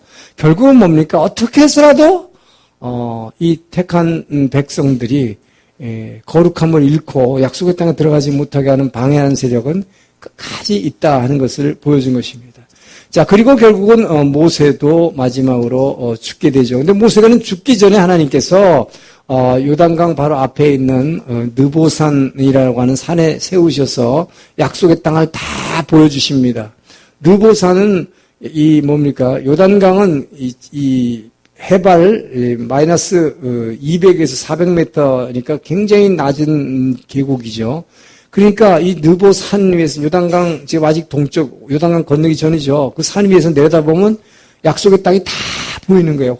환히 하나님께서 그걸 보여주시고 그것이 출애굽한 지 40년 11월이라고 했습니다. 출애굽한 지 40년 11월 1년에 출애굽했으니까 39년 11개월. 그래서 나머지 한 달 동안을 모세가 이 세대에게 이제 느보산에서 남긴 글이 신명기입니다. 그 남긴 글이라는 것이 글이 아니라 고별 설교죠. 죽기 전에 자, 이 세대에게 고별 설교를 하는데 그것이 신명기예요. 신명기는 뭐라고 그랬죠? 신명기. 하나님의 명령을 모스 할 때 신자죠. 풀어서 설명해 주는 기입니다. 신명기를 나누는 거죠. 왜 이 세들은 신의 산에서 언약을 받은 체험이 없어요. 이들은 뭡니까? 신의 산 경험을 못한 사람입니다. 하나님의 말씀 음성을 직접 들었던 제1세들 10계명을 직접 들었죠. 이들은 듣지 못했어요. 그게 뭔지도 몰라요. 그래서 모세가 죽기 전에 이제 이 세대들에게 이 땅에 들어가서 너희들이 지켜야 할 하나님의 율법의 말씀은 이렇다 하면서 10계명을 비롯한 율법을 사실은 10계명이에요. 10계명을 처음부터 끝까지 쭉 해석해 주는 그 안에 율법이 다 포함이 되죠. 10계명을 해석해 주는 것이 신명기입니다.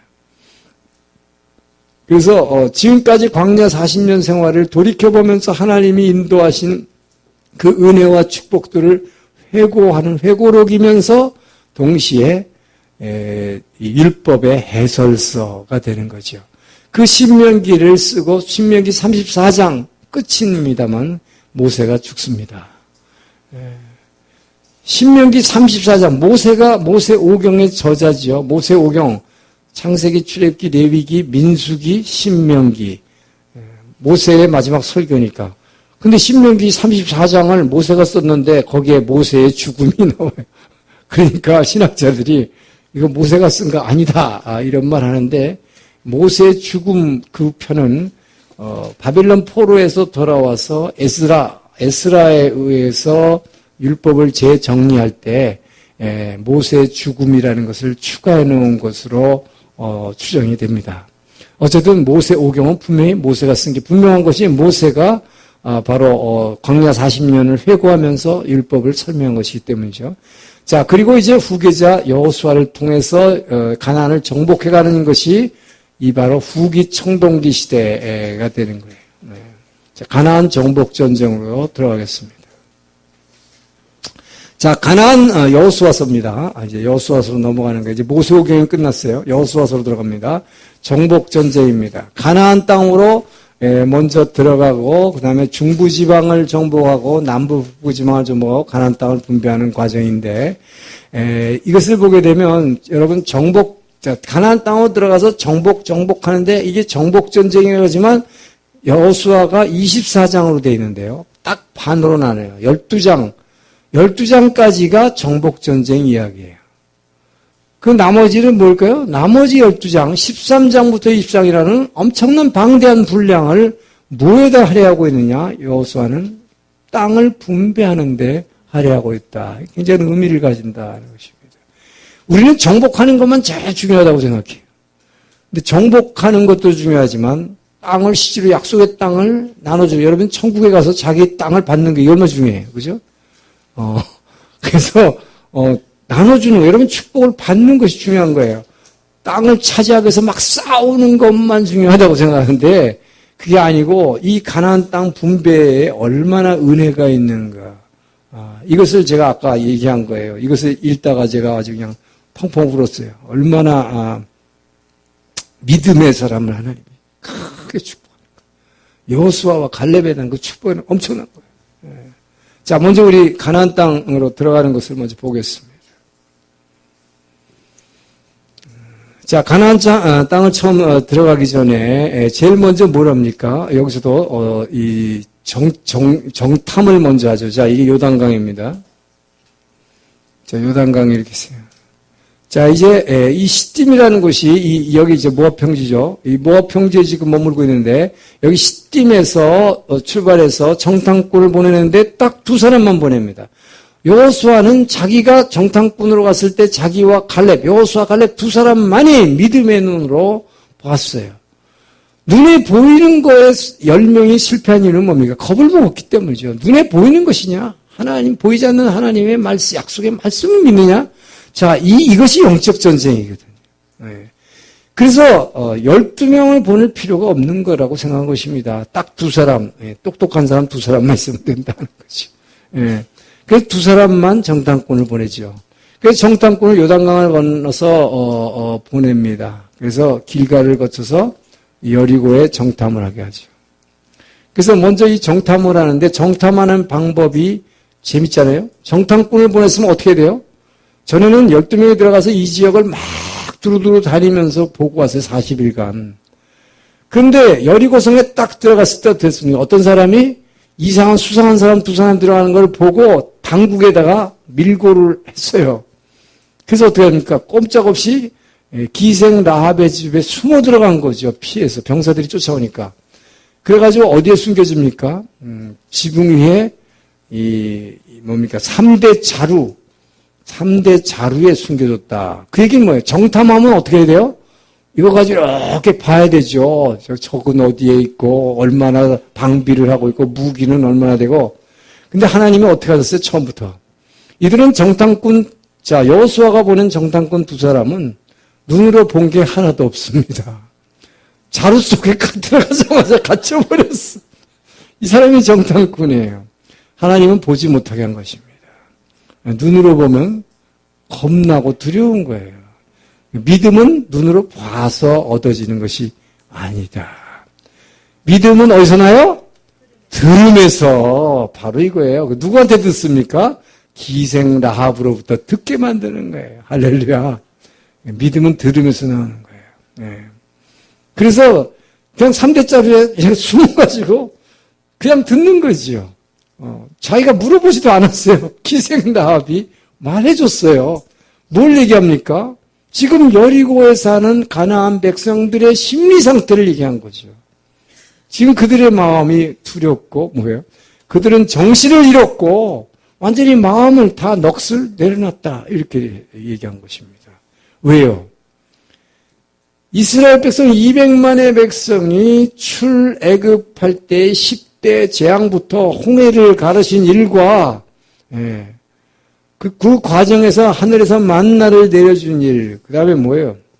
아말렉을 치시고 이 바산 왕 옥과 이 아모리 왕 시혼을 치신 이야기들을 다 들었다는 것이죠. 이 소문을 다 듣고 이미 벌써 이 여리고에 사는 가나안 백성들은 그 하나님이 얼마나 대단하신 하나님인가. 그렇기 때문에 저 이스라엘 백성이 두려운 게 아니라 그 하나님이 두렵기 때문에 이들을 한 게 이미 자기네들은 다 이 전쟁은 진 것이라고 생각하고 있다는 거죠. 자, 이렇게 전혀 알지 못하는 한 이방인 여인으로부터 이 적의 동태를 그대로 다 듣게 만들고 그것을 믿음은 들음으로써 믿게 만든 거죠. 그리고 그냥 가서 보고하는 것입니다. 자, 그것을 이 정탐을 이렇게 하게 하신 하나님이죠. 자, 그리고 나서 뭐예요? 이제 요단강을 건너라 하나님 명령하시는 거예요. 자, 요단강 건널 때도 어떻게 합니까? 요단강이 위에서부터 이렇게 흘러내려오는데 이 지금 여호수아에 의해서 이들이 여기를 건널 때에는 이 늦은 비가 내리는 철이에요. 늦은 비는 이 9월 이후에 가을에 내리는 추악기에 내리는 비인데 이것이 이 하류의 요단강이 범람해서 엄청나게 요단강이 이렇게 넓어졌을 때문에 범람해가지고 사해로 들어가기 전에 이렇게 말하자면 요단강이 평소에는 그냥 뭐 크지 않은 강이지만 이 하류로 내려가면 굉장히 폭이 넓어가지고 이 폭이 한 800m 거의 한 1km 정도가 엄청나게 큰 강이 되는 거죠. 이것이 범람한 이런 상태의 물이 흐르는 큰 물이 흐르는 것을 법궤를 맨 제사장이 물을 지금 흐르고 있는데 밟으라 그러죠. 그러면 이 물이 거꾸로 위로 확 올라가가지고 이 물이 뭡니까? 멈출 것이다. 그것을 믿고 어떻게 한 것입니까? 자, 이제 믿음으로 행동하는 걸 보게 됩니다. 여호수아 때부터는 이 2세들은요, 한 번도 거절하는 적이 없습니다. 모세의 명령에, 하나님의 명령에 대적하는 게 한 번도 나오질 않습니다. 그렇기 때문에 정복전쟁이 전부 승리, 물론 한번 잘못하는 것도 있지만, 그러나 하나님, 지도자에게 대적하든지 하나님이 대적하는 건 안 나오잖아요. 자, 어쨌든, 그래서 이 요단강 물을 법궤를 맨 제사장이 물이 지금 끊쳐서 다 말랐기 때문에 걷는 게 아니다 하는 거죠. 물은 아직 흐르고 있지만 그 약속의 말씀을 믿고 보이는 형상은 물이 넘쳐 흐르고 있지만 하나님의 말씀의 약속을 믿고 발로 법궤를 메고 말씀을 붙잡고 밟으니까 물이 확 기적이 일어난 거예요. 할렐루야. 예. 이것을 제가 늘 여러분에게 말씀드리지만 그렇기 때문에 은사라고 하는 것은 다 준비된 다음에 여러분 은사가 오는 것이 아니다 그랬죠. 은사는 아무것도 없는 상황에서 하나님의 말씀에 순종해서 나는 말씀에 은사가 없지만 가르치십시오 할 때 이해하고 가르치려고 발을 담그면 어떻게 돼요? 가르치는 은사가 주어진다. 할렐루야. 예. 모든 은사는 그렇게 주어지는 거예요. 순종할 때 주어지는 것입니다. 그래서 여러분에게 순종하라 그러는 거예요. 자, 그래서 요단강이 갈라졌죠. 예. 그러고 나서 어떡합니까? 길갈에서 예배를 드립니다. 자, 여호수아의 정복 전쟁은 예배에 의한 승리의 전쟁이다. 그래서 영적 전쟁이라는 거죠. 이 이스라엘 백성들이 시내산에서 1년 동안 전쟁하는 훈련을 하나도 받은 적이 없잖아요. 이들이 받은 훈련은 단지 예배하는 훈련 이외에는 아무것도 없습니다. 말씀을 율법을 받았고 제사 지내는 훈련 이거 이외에는 이들이 아는 게 없어요. 그래서 이들이 할 수 있는 것은 예배 드리는 것이고 하나님께서 너희들이 예배 드릴 때 내가 어떻게 하겠다고 그러세요? 천사들을 보냈어. 결국 그래서 이 천사들을 보낸 게 뭡니까? 길갈에서 요단강을 건널 때에 요단강 강바닥에 있던 큰 돌들을 12지파 12개를 갖다가 길갈에다가 제단을 쌓아놓고 하나님께 예배 드리는 것이요. 예. 그리고 이곳에서 유월절을 지킵니다. 어린 양의 피를 기념하는 거죠. 40년 동안 광야에서는 유월절을 지키지 못했어요. 왜 못 지켰을까요? 양이 없어서 그랬을까요? 짐승들도 물론 부족했을 거예요. 먹을 게 없었으니까. 그렇지만 40년 광야 생활 동안에 이 번제단의 불을 꺼트리면 안 된다고 하나님이 얘기했어요. 번제단의 불은 꺼지면 안 됩니다. 하나님이 처음에 이 성막을 완성했을 때 하늘에서 내려준 불이 꺼졌다는 기록이 없어요. 계속 불이 있었어요. 그거 보면 제사는 드렸다는 얘기죠. 근데 유월절 그 의식은 못했어요. 그것은 모두가 다 양을 잡아먹어야 되니 그건 없었죠. 그건 안 돼 있었죠. 근데 그거보다는 뭐 때문에 못했는가? 하나님께서 할례 받지 않은 자는 유월절 음식을 먹을 수 없다라고 출애굽 당시에 이미 말씀하셨기 때문입니다.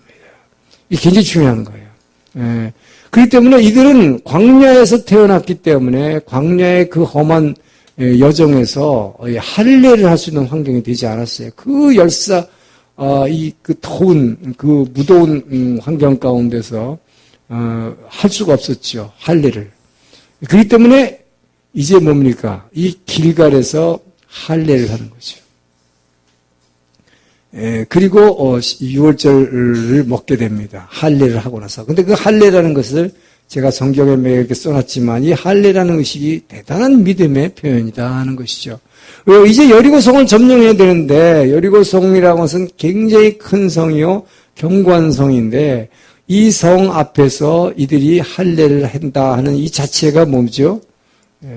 우리는 우리의 힘으로 싸우지 않겠습니다. 라고 하는 이 선포죠. 왜요? 할례를 하면 싸워야 할 장정들이, 청년들이 전부 가장 중요한 부위를 싸매고서 일주일을 누워 있어야 되는데 이것은 적진 바로 앞에서 행한 것입니다.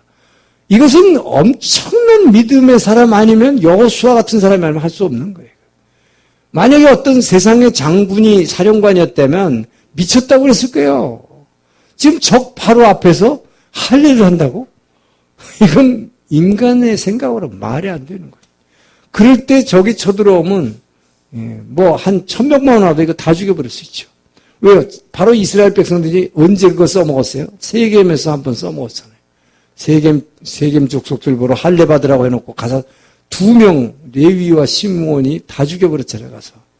그러니까 지금 그런 식으로 자기네들도 당할 수 있지만 이것이 여호수아의 믿음이라는 것입니다. 그래서 하나님께서 함께 하시는 이 전쟁에서 우리는 우리의 힘으로 싸우지 않겠습니다. 라고 다 들어놓은 거죠. 자, 이렇게 예배로 이긴 전쟁이에요. 이 정복전쟁은. 처음부터 끝까지 예배로 나오는 죠. 왜요? 이들이 받은 훈련이, 시내산 훈련이 예배 훈련이었기 때문에. 그 말씀을, 십계명의 말씀과 율법을 믿고 제사 드리는 거, 예배 드리는 거.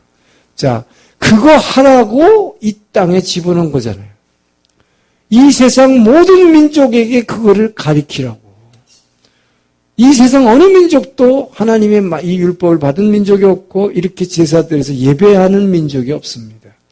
이들이 이 땅에 들어가서 그렇게 예배드리는 예배 공동체를 만들려고 이들을 집어넣은 게 목적이기 때문에 자, 여호수아는 들어가서 길갈에서 이 예배를 통해서 예배 다 드리고 났더니 새벽에 일어나서 여리고를 성을 잠깐 안개가 막 자욱한데 이렇게 여리고는 어떤가 하고 혼자서 봤습니다. 그때 누굴 만나죠? 여호와의 군대 장관을 만난다. 여호와의 군대 장관이 언제 여러분을 찾아오는가? 예배 드릴 때. 할렐루야. 예배할 때 여호와의 군대 장관은 뭐예요? 천사죠. 하나님께서 출애굽에서 여러 번 약속하셨어요. 내가 천사를 미리 보내서 이 땅을 그 가나안 7부족을 내가 쳐서 이걸 너희한테 통째로 주겠다 그랬지. 너희들이 가서 싸워서 이겨라 이렇게 얘기하지 않았습니다.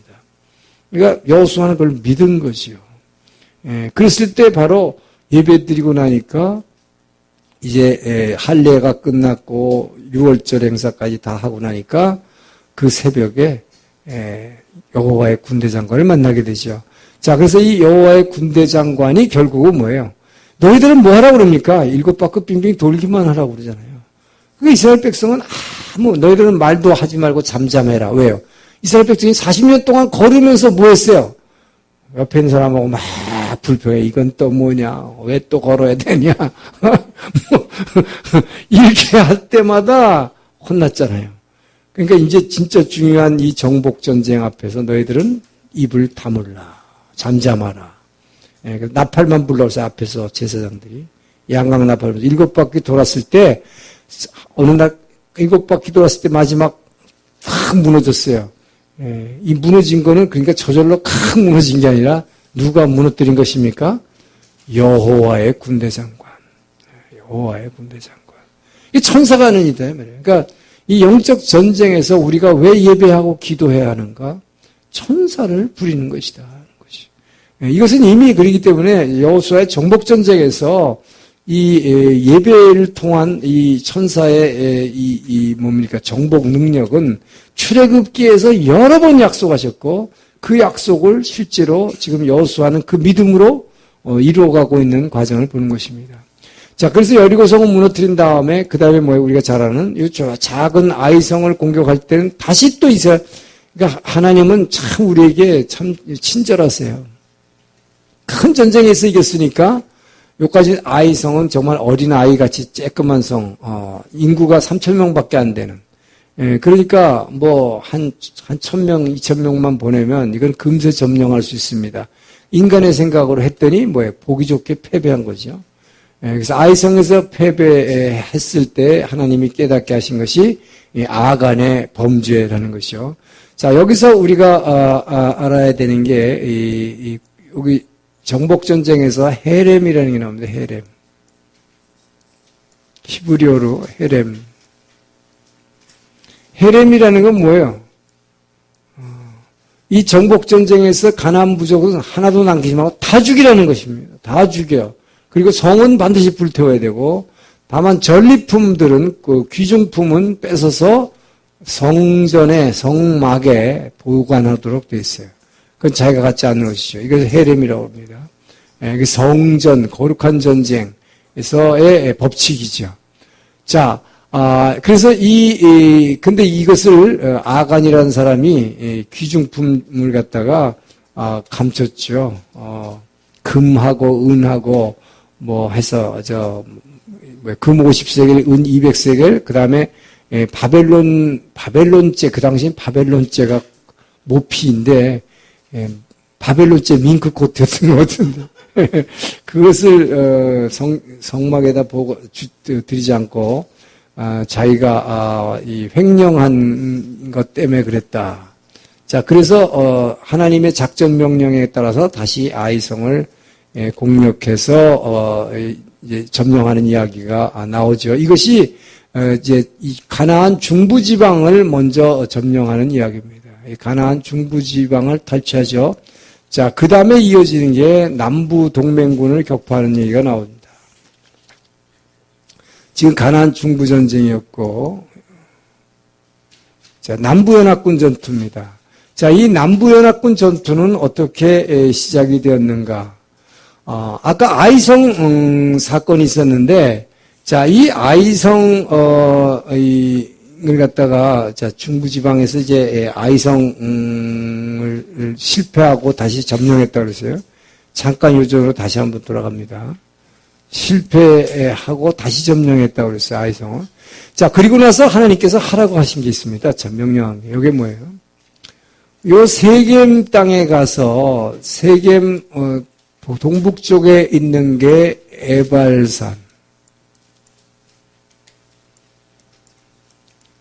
에발산, 그 다음에 서남쪽에 밑에 있는 세겜을 기준으로 위에 있는 게 에발산이에요.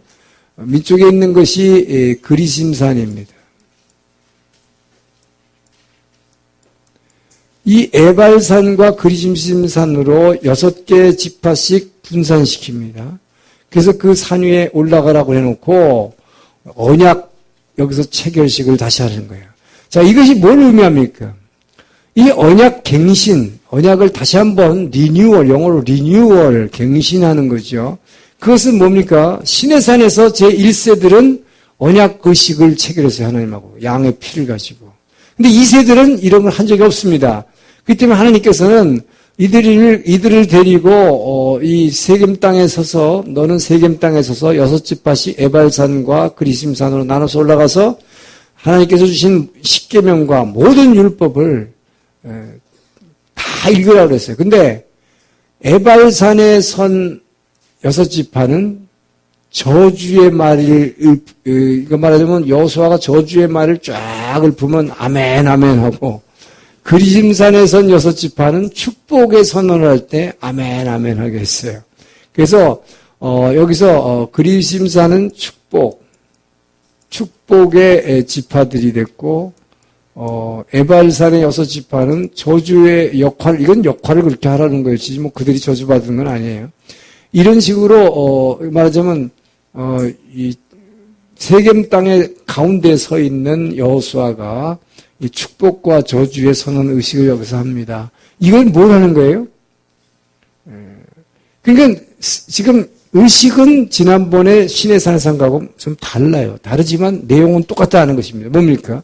그 당시엔 피로 언약을 세워서 만약에 약속을 지키면 축복받고, 약속을 안 지키면 피 흘린다, 죽는다는 저주라는 것이죠. 그것을 여기서는 구체적으로 축복팀과 저주팀으로 나눠가지고 신명기 28장의 1절부터 14절까지가 축복의 절이에요. 그 다음에 저주는 훨씬 깁니다. 15절부터 40절까지가 저주예요. 자, 이것을 여기서 이 의식을 행하는 거예요. 그러므로 말미암아 말하자면 뭘 얘기합니까? 하나님의 말씀 율법은 지키면 축복이지만 불순종하면 반드시 저주가 임한다는 것을 분명히 하는 것입니다. 왜 이것을 강조하느냐 하는 것이죠. 여러분, 왜 저주가 있습니다. 축복만 주면 되지. 근데 저주가 있어야 된다. 지킬 수가 없기 때문에. 왜요? 이스라엘 백성이 이것을 다 지킬 수만 있으면 축복만 받으면 좋겠는데 이들은 지킬 수가 없죠. 그리고 지키지 못했다는 것을 우리는 압니다. 자, 그런데 여기서도 아멘 아멘 했지만 시내산에서도 1차, 2차 시내산 계약을 할 때 뭐라고 했어요? 너희들은 이것을 다 지켜 행해라 그랬을 때 그들이 너희들이 이것을 다 지켜서 행하면 나의 소유가 될 것이며 거룩한 나라 제사장 백성이 될 것이다. 그랬더니 이들이 뭐라고 대답했어요? 모든 이스라엘 백성이 외쳐가로되 우리가 그것을 다 지켜 행하겠나이다. 그랬어요. 시내산에서. 다 지켜 행하겠나이다. 이것을 어떤 신학자가 그렇게 얘기했어요. 이스라엘 백성의 제1차 건방. 지키지도 못할 걸 다 지켜, 모든 말씀을 다 지켜 행하겠습니다. 다 못 지켰죠. 이 얘기는 뭐예요? 못 지켜가지고 계속 이제 징계를 받는데, 그렇기 때문에 못 지키면은 저주가 임합니다. 근데 이것은 뭐예요? 분명히 저주가 임합니다. 그렇기 때문에 하나님께서 뭘 준 거예요? 병 주고 약 준 거죠. 그 약이 뭐예요? 성막이에요, 바로. 그래서 양의 피를 가지고 제사 드려야 죄를 용서받는 것이. 할렐루야. 그래서 이것이 예배의식이에요. 여러분이 왜 예배 드려요? 예배 드리지 않으면 안 되는 것이죠. 예배 안 되는 사람은 뭐예요? 자기가 죄인이라는 걸 인정 안 하는 거죠. 우리는 날마다 죄를 짓기 때문에 보이지 않게 죄를 짓습니다. 알게 모르게 죄를 짓습니다. 예수의 보혈로 죄사함을 받았지만 또 죄를 짓는다 이 말이에요. 그래서 예수의 보혈로 예수의 이름으로 예배드리지 않으면 회복될 수 없는 거예요. 그래서 이것은 우리가 천국 가는 날까지, 그래서 너희는 거룩한 백성이라는 것은 예수의 보혈이 우리를 거룩하게 만들어 주셨기 때문에 그 믿음으로 예배드린다. 할렐루야. 이것을 이스라엘 백성들에게 끊임없이 훈련시키는 것이다. 이 훈련입니다. 그래서 이 의식을 하게 하신 것이죠. 자, 근데 의식을 하고 왔는데 무슨 일이 생겼느냐? 가나안 7족속 중에 겁먹은 민족이 하나 있었다. 7부족 중에. 그게 요 기브온 족속이었어. 자, 가나안 7족속 중에 하나입니다. 이것이 바로 예루살렘 바로 옆에 거주하는 민족이 기브온이에요. 예. 이 기브온 족속은 이 가나안 7부족 중에서 제일 숫자가 작을 뿐만 아니라 제일 약해요. 칼 쓰고 창 쓰고 잘 싸우지 못한 사람들이, 약한 사람들이에요. 그래서 지레 겁먹고 이 이스라엘 백성들이 들어오면은 다 얘기를 들었죠. 여리고성이 무너졌고 아이성이 무너졌고, 그 다음에 여리고성, 아이성 무너졌을 뿐만 아니라 그 옆에는 베델 3개 다 무너졌어요. 우리는 싸워봤자 소용없다고 포기한 것입니다, 처음부터. 그래서 어떻게 한 거예요? 위장전술을 쓴 것입니다. 거짓으로 우리는 가나안 7족속이라 그러면 아까 뭐라고 했어요? 헤렘의 대상이 되는 거예요. 하나도 남김없이 무릇 호흡이 있는 자는 다 죽이라.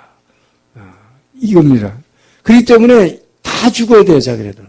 그러니까 전쟁을 피하기 위해서 거짓 화친조약을 맺자고 나오는 거예요.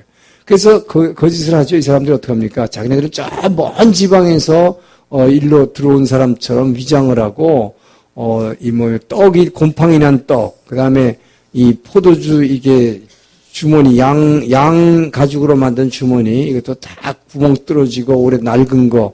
그래가지고 우리 먼 곳에서 온 백성들인데, 우리는 당신들하고 전쟁을 원하지 않습니다. 화친하기를 원합니다. 그래서 우리를 빨래하고 청소하는 그런 노예로 삼아 주십시오. 자, 이래서 여호수아는 이것을 그냥 고지고대로 듣고 불쌍히 여기고 하나님께 기도도 안 해보고 그냥 덜컥 받아버리죠. 그래서 화친조약을 맺죠.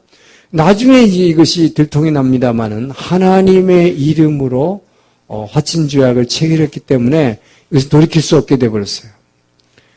그래서 이 기브온 족속은 가나안 7족속 중에서 이스라엘 백성에게 평생 이 빨래하고 나무하고 하는 그런 세탁하고 하는 그런 종이 됐습니다. 근데 이 기브온 족속이 결국은 사울 왕 때에 엄청난 핍박을 받게 돼요. 왜? 사울 왕이 블레셋하고 전쟁하면서 이 기브온이 블레셋에게 전쟁 기밀을 늘 누설한다고 오해를 한 것입니다. 그래서 기브온 족속을 굉장히 학대를 했는데 나중에 다윗 왕 때에 이 유다 땅에 이유 없는 기근이 들었을 때 다윗이 기도했더니 하나님께서 그것이 사울 왕의 기브온 족속을 멸시했기 때문에, 학대했기 때문이라고 이유를 말씀해 주십니다. 그래서 사울 왕의 일가들을 전부 기드온을 위해서 대속하라. 그래서 그들의 피를 흘리라고 해서 이 기브온 족속들을 위해서 사울 왕의 일가들을 다 죽이는 모습을 보게 됩니다. 자, 어쨌든 이 기브온 족속의 거짓 화친, 이 기브온 족속이요, 참 재미있는 것은 사무엘상에 등장하는 단일 왕국 시대에 나오는 세 왕이 다 기브온하고 관계가 됩니다. 그것은 자, 사울 왕, 다윗 왕, 솔로몬 왕이죠. 자, 사울은 어떻게 했다고요? 지금 이들을 학대했다. 그래서 기근이 왔다고 그랬죠. 예. 자, 그리고 우선 뭡니까? 다윗은 이들을 대속해 줬다 그랬죠. 솔로몬은 어떻게 했습니까? 여러분 잘 아시는 대로 바로 이 기브온 산당에서 일천 번제를 드리게 되는 거예요. 예. 그래서 이 세 왕이 다 이 기브온하고 관계가 있다. 이 기브온이 바로 예루살렘 옆에 지금 이렇게 이 멀리 떨어지는 것처럼 바로 옆에 붙어 있어요. 기브온 산당이. 자, 그리고 이제 이들로 인해서 남부연합군과의 전투가 벌어지는 거예요. 이 기브온 족속 때문에. 왜 그럴까요? 가나안 백성들을 볼 때는, 가나안 일곱 족속을 볼 때는 자기네들이 배신한 거죠. 그러고서 화친해 벌써 이스라엘하고 지금 전쟁을 해야 되는데. 그래서 이 기브온을 쳐부시자고 예루살렘 왕이 주동이 돼서 에글론, 라기스, 헤브론, 야르뭇 이렇게 동맹군, 남부 동맹군 5개 동맹군이 쳐들어온 것입니다. 기브온으로. 그러니까 기브온이 어떻게 하겠어요? 길갈에 진을 치고 있는, 길갈은 이제 요단강을 건너서 처음 들어와서 길갈에서 진을 쳤죠. 이것이 여호수아의 사령부입니다. 길갈에 계속 사령부가 있어요. 그래서 길갈의 도움을 청하니까 여호수아가 이제 기브온을 도우러 이스라엘 군대를 데리고 여기로 오는 것입니다. 그때 하나님께서 이들을 치시는데 이스라엘 백성이 칼로 치는 것보다 하나님이 우박을 내려서 야구공만한 우박을 내려가지고 이 가나안 남부 연합군을 갖다 치셨다고 그랬는데 그 숫자가 훨씬 많았다. 이 진짜 야구공만한 우박이 이스라엘은 지금도 떨어진대요. 그게 치면 그냥 가는 거예요. 그래서 이들을 하나님이 헤렘 뭐예요? 무릇 호흡 있는 자는 한 사람도 남기지 말고 죽이라고 그랬죠? 한 사람도 남기지 말고 죽이라고 그랬는데 죽일 시간이 모자라요, 시간이. 그래서 여기서 여호수아가 두 손을 들고 기도했는데 이 여호수아가 기도한 게 뭡니까? 지난번에 한번 설명했죠? 태양아 기브온 위에 머물러라. 달아 아얄론 골짜기에. 요 아얄론 골짜기를 지나서 이들이 이제 베토른에서 여기서 전체를 격파하고 이들이 달아나기 시작하니까 태양이 기브온에 하루 종일 좀 머물러져 있어야 뭐 해지기 전에 이들을 다 죽일 텐데. 그래서 24시간 해가 머물렀고 24시간 달이 머물렀다. 그래서 이것이 역사상 단 한 번 하루 동안 지구에 말하자면 24시간 지구가 서 있었던 유일한 사건이라고 하는 것이죠. 자, 이런 일을 여호수아가 어떻게 이런 일을 했을까요? 바로 자기가 모세의 시종무관을 했을 때, 시내산으로 들어갈 때 아말렉이 쳐들어왔을 때 전쟁 한 번도 안 해봤는데 자기가 장수로 나갔어요. 근데 자기는 전쟁 어떻게 할지도 몰랐어요. 그런데 모세가 너는 전쟁 들어가서 싸워라. 나는 산으로 올라가서 기도할 것이다. 모세가 두 손을 들고 기도하면 이기고 손을 내리면 지고 하는 것을 봤잖아요. 배웠잖아요. 그리고 여호수아는 늘 모세와 함께 회막에서 새벽에 기도하는 사람이었어요. 그래서 기도한 것이죠. 하나님이 응답하신 것입니다. 그래서 이런 기적을 체험하고 결국은 남부연합군을 물리치게 되는 것입니다. 자, 그리고 나서 이제 북부연합군을 또 물리치게 돼요. 자, 그러니까 이게 여러분 여기서 보세요. 여호수아가 다니면서 성마다 치는 게 아니잖아요, 지금. 하나님이 약속하신 게 얼마나 신실하게 그대로 이루어져요. 내가 저들을 쳐서 너희들에게 죽이자 했는데, 쟤네들이 동맹을 맺어갖고, 와! 하고 쳐들어온 거를 한 번에 치게 만들어 주시잖아요. 그 어떻게 여호수아가 일일이 성마다 가서 치겠어요. 그죠? 근데 이렇게 왔을 때 하나님이 막 우박으로 그냥 치셨다.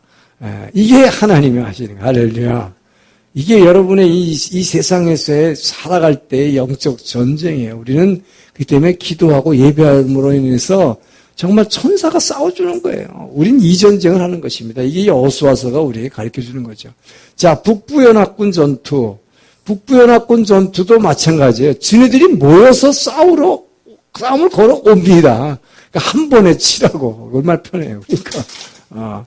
자, 이 하솔 북부의 지방, 갈릴리 북쪽에 있는 하솔이 이 제일 큰 도시라고 그러죠. 이 성 중에서 이스라엘 내에 제일 큰 성입니다. 여리고 성은 제일 오래된 성이고, 제일 큰 성은 하솔입니다. 이 하솔을 누가 세웠다고 그랬죠? 히타이트, 헷족속이 애굽에 들어가서 힉소스 왕조를 세운 그 힉소스 왕조가 수도를 아바리스라고 하는 가나안 땅 자기네 북쪽에 가까운 곳에서 세우고 제2의 수도로 세운 게 하솔이라고 했어요. 그러니까 이게 뭡니까? 힉소스 왕조, 애굽을 지배했던 힉소스 왕조가 여차하면 자기네 북쪽으로 달아날 수 있는 이 거점으로 만든 게 하솔이라는 성이에요. 굉장히 큰 성입니다. 근데 이 하솔 왕이 북부의 연합군의 대장이 돼가지고, 그래가지고 여기 있는 악삽, 시므론, 긴네렛이라는 이런 사람들하고 이제 동맹을 맺어서 북부연합군이에요. 북부연합군에 맞서서 여호수아의 군대가 이들이 어디에 모였다면 메론물가에 다 집결했어요. 그러니까 얼마나 싸우기 좋게 만들어졌어요. 그것을 여호수아의 군대가 단숨에 쳐부수도록 하는 것이 북부연합군 전투입니다. 그렇기 때문에 전쟁은 먼저 하나님께서 가운데 치고 중부를 먼저 쳤죠. 여리고는 가운데예요. 여리고와 아이, 베델, 세겜 중부를 치고 그 다음에 남부를 치고 그 다음에 북부를 쳐가지고 결국 가나안을 점령하는 것입니다. 이 전략을 현대 전쟁에서 써본 게 있어요. 여호수아의 전투. 누굴까요? 한국동란 때 메가더 장군이 쓴 것입니다. 그것이 인천 상륙작전이에요. 가나안 땅을 점령할 때 중부를 쳤거든, 가운데를. 그래서 인천을 쳐가지고 중부를 친 다음에 남부 연합군, 낙동강전선, 그 다음에 압록강까지. 북부 연합군. 아주 그냥 이 메가더가 대단한 크리스찬이라는 걸 여러분 아세요? 이 메가더가 왜 자녀들을 위한 기도라는 것도 남겼죠. 유명한. 자, 어쨌든 그런 재밌는 이야기가 있습니다. 자, 이렇게 남부, 북부 연합군 다 이기는 것이에요. 자, 여기서 이제 중요한 것은 뭡니까? 가나안 땅을 분배하는 이야기입니다. 이제 진짜는 이 분배인데 우리는 이 정복이 모든 것이라고 다 생각하지만 분배가 중요하다. 요 분배까지 좀 하고 마치겠습니다. 이 분배하는데 가나안 땅에 분배하는데 아직 남아있는 땅이 있었다. 남아있는 땅이 어디입니까? 이 남아있는 땅이라는 것은 여러분 중요한 것은 이 정복전쟁에서의 여호수아의 전쟁에 있어서 100% 다 점령한 건 아니에요. 그러나 여호수아서는 뭐라 하냐면 다 점령했다라고 표현을 했습니다. 그러나 실제로 남아있는 땅들이 있다고 성경이 이야기하는데 주로 어디냐면 해안 땅이에요. 해안가. 그러니까 북쪽에는 이스라엘 평야 있는데 무깃도하고 이스라엘 평야 있는데 그 다음에 남쪽에는 블레셋 쪽, 블레셋 평야 이걸 완전히 그대로 있었죠. 그리고 말하자면 중요한 예루살렘도 아직은 여부수 족속이 차지하고 있죠. 다윗 왕 때 가서야 다 점령을 하게 됩니다. 그러니까 아직도 적들이 이 땅에 있는데 사사기에서는 그것을 뭐라고 얘기했다고요? 아까 모압 암몬처럼 하나님께서 일부러 남겨두셨다 그랬어요. 가나안 부족을. 왜요? 나중에 이스라엘이 이 땅에 들어가서 예배드리지 않고 죄 졌을 때 축복과 저주의 의식을 했잖아요. 징계받는 징계의 도구로 삼기 위한 것이라고 성경은 얘기합니다. 자, 그리고 요단강 동편의 분배라고 하는 것은 이미 이 세 지파, 아까 모세가 점령했던 세 지파의 분배죠. 그 다음에 이제 유다와 요셉 지파를 분배하는데, 자, 요게 아주 의미가 있다 하는 것입니다. 자, 여기서.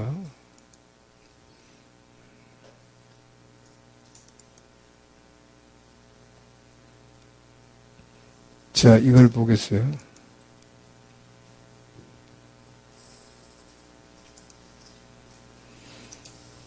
땅을 분배하는데, 자, 여기 보십시오. 이 땅을 분배하는데 어떻게 분배를 하냐면, 땅을 분배하는데요. 이 땅을 그냥 분배하는 게 아니에요. 자, 땅을 분배하는 원칙이 있습니다.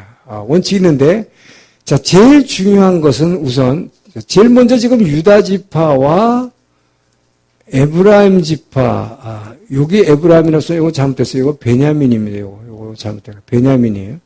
자, 여기 에브라임과 유다예요. 근데 제일 먼저 이제 정복전쟁이 끝났죠. 12장까지 딱 반이에요. 근데 이제 분배를 하는 게 12장에 걸쳐서 얘기하는데 제일 먼저 유다 지파에게 분배를 하는데 왜 유다 지파에 먼저 분배를 하는가 하는 것입니다. 이것은 바로 여러분 잘 아시던 여호수아와 갈렙. 자, 여호수아는 지도자가 됐어요. 근데 여호수아와 갈렙 두 사람은 정탐할 때 정탐꾼으로 믿음으로 말하자면 이 세상에 보이는 것을 믿음으로 받아들였던 사람입니다. 그래서 저들은 우리의 밥이다.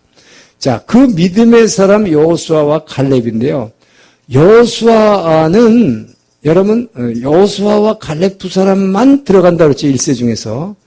그런데 모세의 후계자를 뽑을 때 누가 뽑을까 할 때 갈렙이 가슴이 두근거렸을까? 누구였을까?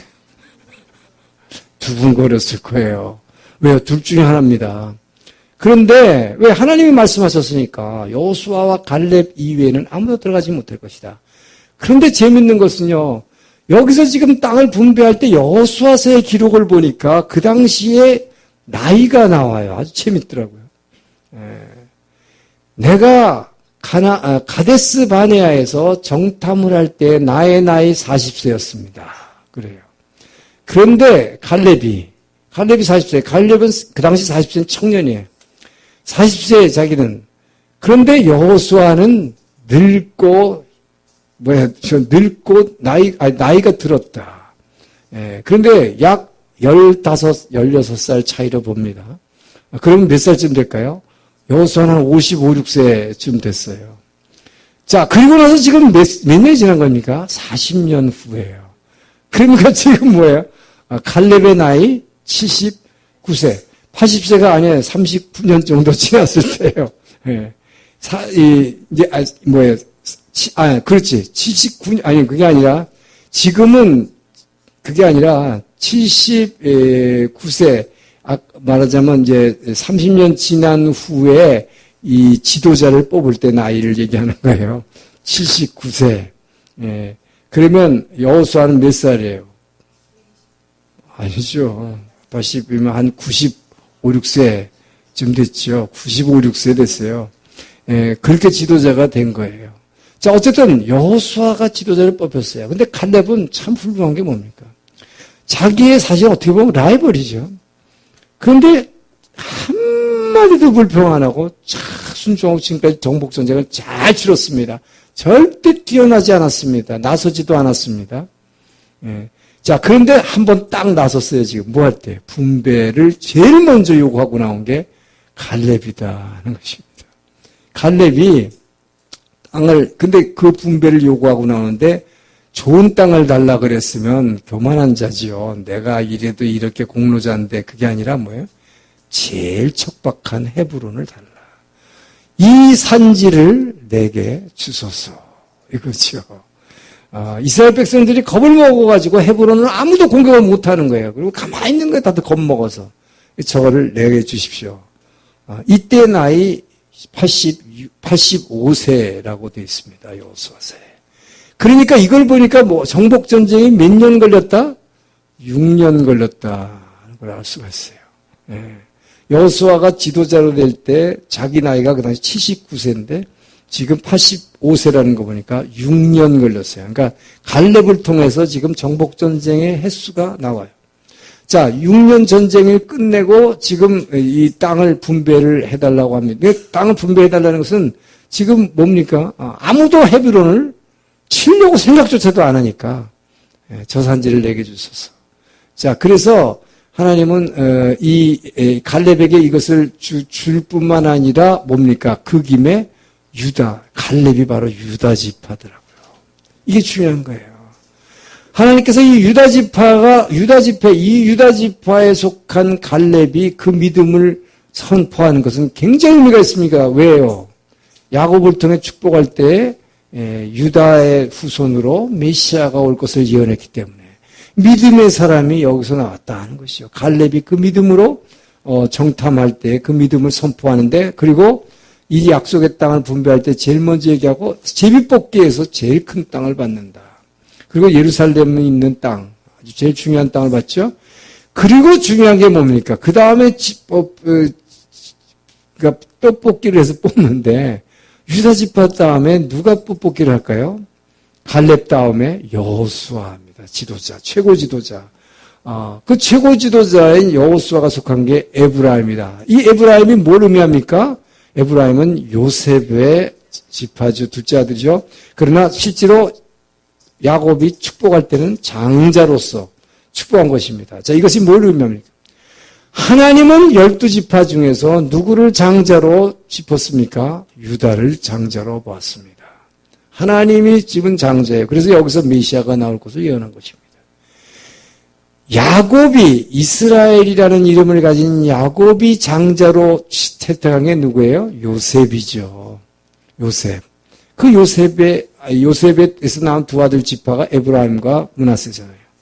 그래서 이 에브라임, 요셉이 말하자면 야곱이 집은 장자, 거기에 여기서 나온 이 믿음의 사람이 바로 여호수아라는 말이에요. 그러니까 이것이 얼마나 놀라우냐 이 말이죠. 믿음의 사람 이 두 사람, 여호수아와 갈렙. 갈렙이 속한 유다 지파와 여호수아가 속한 에브라임. 이 두 지파가 이스라엘의 끝까지 두 지도적인 지파가 된다는 것이죠. 근데 나중에 보면 어떻게 돼요? 결국은 근데 여기서 보면 뭡니까? 제일 중요한, 그러니까 제일 먼저 이 땅을 분배하는 권리를 이들에게 주고 이들이 먼저 뽑고 제일 많은 땅을 차지하는데 유다는 제일 큰 땅을 차지하지만 이 에브라임은 제일 큰 땅을 차지하는 것이 아니라 작은 땅을 차지하고 산악지대를 차지하지만 중요한 게 뭡니까? 실로라고 하는 곳에 성막을, 길갈에 있던 성막을 실로로 가져다간 하나님을 예배하는, 이 말하자면 예루살렘이죠. 나중에 이제 예루살렘으로 다윗이 수도를 정하지만 그때까지는 실로가 영적인 수도가 되는 거예요. 이런 축복을 주시는 것입니다. 그렇기 때문에 하나님께서 이 믿음의 사람에게 주시는 축복, 이것이에요. 그러니까 이 갈렙, 여호수아와 갈렙, 이 세상에 눈에 보이는 것을 두려워하지 않냐고, 보이지 않는 하나님의 약속의 말씀을 믿는 자에게 주시는 하나님의 축복. 이것은 이들이 둘만이 이 땅에 들어가는 것만이 축복이 아니라 이 땅에 들어가서 가장 중요한 땅을 주신다. 할렐루야. 예. 그리고 이 두 지파가 끝까지 지도적인 지파가 되게 하나님 축복하신다 하는 것입니다. 예. 그래서 결국은 남북 이스라엘로 분열되는 것도 결국은 뭐예요? 유다 지파와 에브라임 지파 간의 갈등이에요. 예. 이것이 이 두 그러니까 가장 중요한 믿음의 사람 둘이 함께 갈 때는 좋은데 이 둘이 또 끊임없이 이제 이 라이벌 관계를 갖게 됩니다. 이것이 바로 뭡니까? 나중에 사사시대, 이제 다음 주에 우리 사사시대를 보겠지만 사사시대에 끊임없이 에브라임 지파가 공적을 세우고 사사가 돌아오면 시비 걸지요. 그게 에브라임 지파예요. 그래서 어쨌든 이제 이 지도적인 위치를 차지하가는데 이 분배에 있어서 이 두 지파의 중요성, 이 두 지파의 중요성은 결국 믿음을 가진 자의 축복이라고 하는 거. 그래서 하나님이 이 두 사람을 얼마나 귀히 여기시고 이 둘에게 축복하셨는가 하는 것을 말씀해 주십니다. 그리고 나중에 중단됐다가 어쨌든 자 요단 동편의 세 지파 루벤, 갓, 므낫세 반 지파는 이미 벌써 이 모세 때 벌써 이렇게 줬죠. 그 대신에 약속을 했습니다. 정복전쟁 요단강 건너서 싸울 때 너희 두 지파 반, 세 지파도 같이 함께 가서 싸워야 된다는 것을, 그래서 이들이 함께 싸우죠. 그래서 같이 싸우고 다 나눠준 다음에 문제는 이들이 자기네 땅으로 요단강으로서 돌아가면서 요단강 옆에다가 제단을 하나 쌓는데 요것 때문에 전쟁이 일어날 뻔했어요. 왜요? 이 기념재단을 쌓는데 이 기념재단을 쌓은 게 뭐하고 이 여기 있는 이 가나안 땅 안에 있는 유대 이스라엘 백성들의 입장에서 보면 어떻게 보였을까요? 실로의 성막이 있는데 거기에 재단이 있는데 어찌하여 재단을 또 하나 만드냐 이 말이죠. 이것은 반역하는 거죠. 그래서 전쟁하려고 그랬어요. 그런데 여호수아가 참 현명하게도 장로들을 보내서 이들에게 변명을 듣게 합니다. 그랬더니 이 목적이 제사 드리기 위한 제단이 아니요 기념제단이다. 그게 뭡니까? 자기네 세 지파는 요단 동편을 땅을 얻으니까 자기네 후손들이 어떻게 되겠어요? 나중에 우리는 약속의 땅에 들어가지도 못한 백성들이다라고 혹시 할까봐, 프라이드를 잊을까봐, 우리도 함께 이 전쟁에서 싸운 기념으로 여기다 제단을 자기네 자손들이 기억하라고. 그래서 하나 되는 모습. 자, 이것을 통해서 이 땅을 분배하는 것을 마치고 여호수아가 고별 설교를 하는 것이 여호수아 24장 15절에 고별 설교를 합니다. 그 고별 설교가 뭐예요? 너희들은 선택하라. 자, 약속의 땅에 들어왔다. 여기서 섬겨야 할 신이 하나님이신지 아니면 다른 우상인지 너희가 선택하라. 자, 신을 선택하라고 한 것입니다. 그래놓고 나와 우리 가족은 오직 여호와만 섬기겠노라. 자, 이때 이스라엘의 또 한 번의 건방. 우리도 그만 섬기겠습니다. 그만 누구를? 여호와만 섬기겠습니다. 근데 그 결과는 그만 섬겼다. 무슨 말인지 알아요? 스카에 때 나이 또 있고 또 됐어. 그만 섬겼다. 그만 섬기겠습니다. 해놓고는 이것이 이스라엘 백성의 실상이었습니다. 자, 오늘 여기까지 마치겠습니다. 좋으신 하나님 감사합니다. 아버지여, 믿음으로 이 세상의 모든 것을 볼 수 있는 그 눈을 우리에게도 허락하여 주시옵소서. 여호수아와 갈렙의 가치관을 갖게 하여 주시옵소서. 믿음으로 사는 자, 의인은 오직 믿음으로 말미암아 살리라. 아버지께서 아버지 여호수아와 갈렙에게 주신 그 놀라운 축복, 이들의 이 지파에게 주신 본인뿐만 아니라 그 가족과 모든 지파에게 주신 그 축복을 기억합니다. 아버지여, 우리 오사카 온누리 교회 성도들 여호수아와 갈렙의 믿음을 갖게 하여 주시옵소서. 그 믿음으로 자기 인생을 승리하게 하시며 아버지여, 자기의 자사 손손 아버지 그 하나님이 주시는 약속의 땅에 그 축복을 얻게 하여 주시옵소서. 감사하며 예수님 이름으로 기도합니다.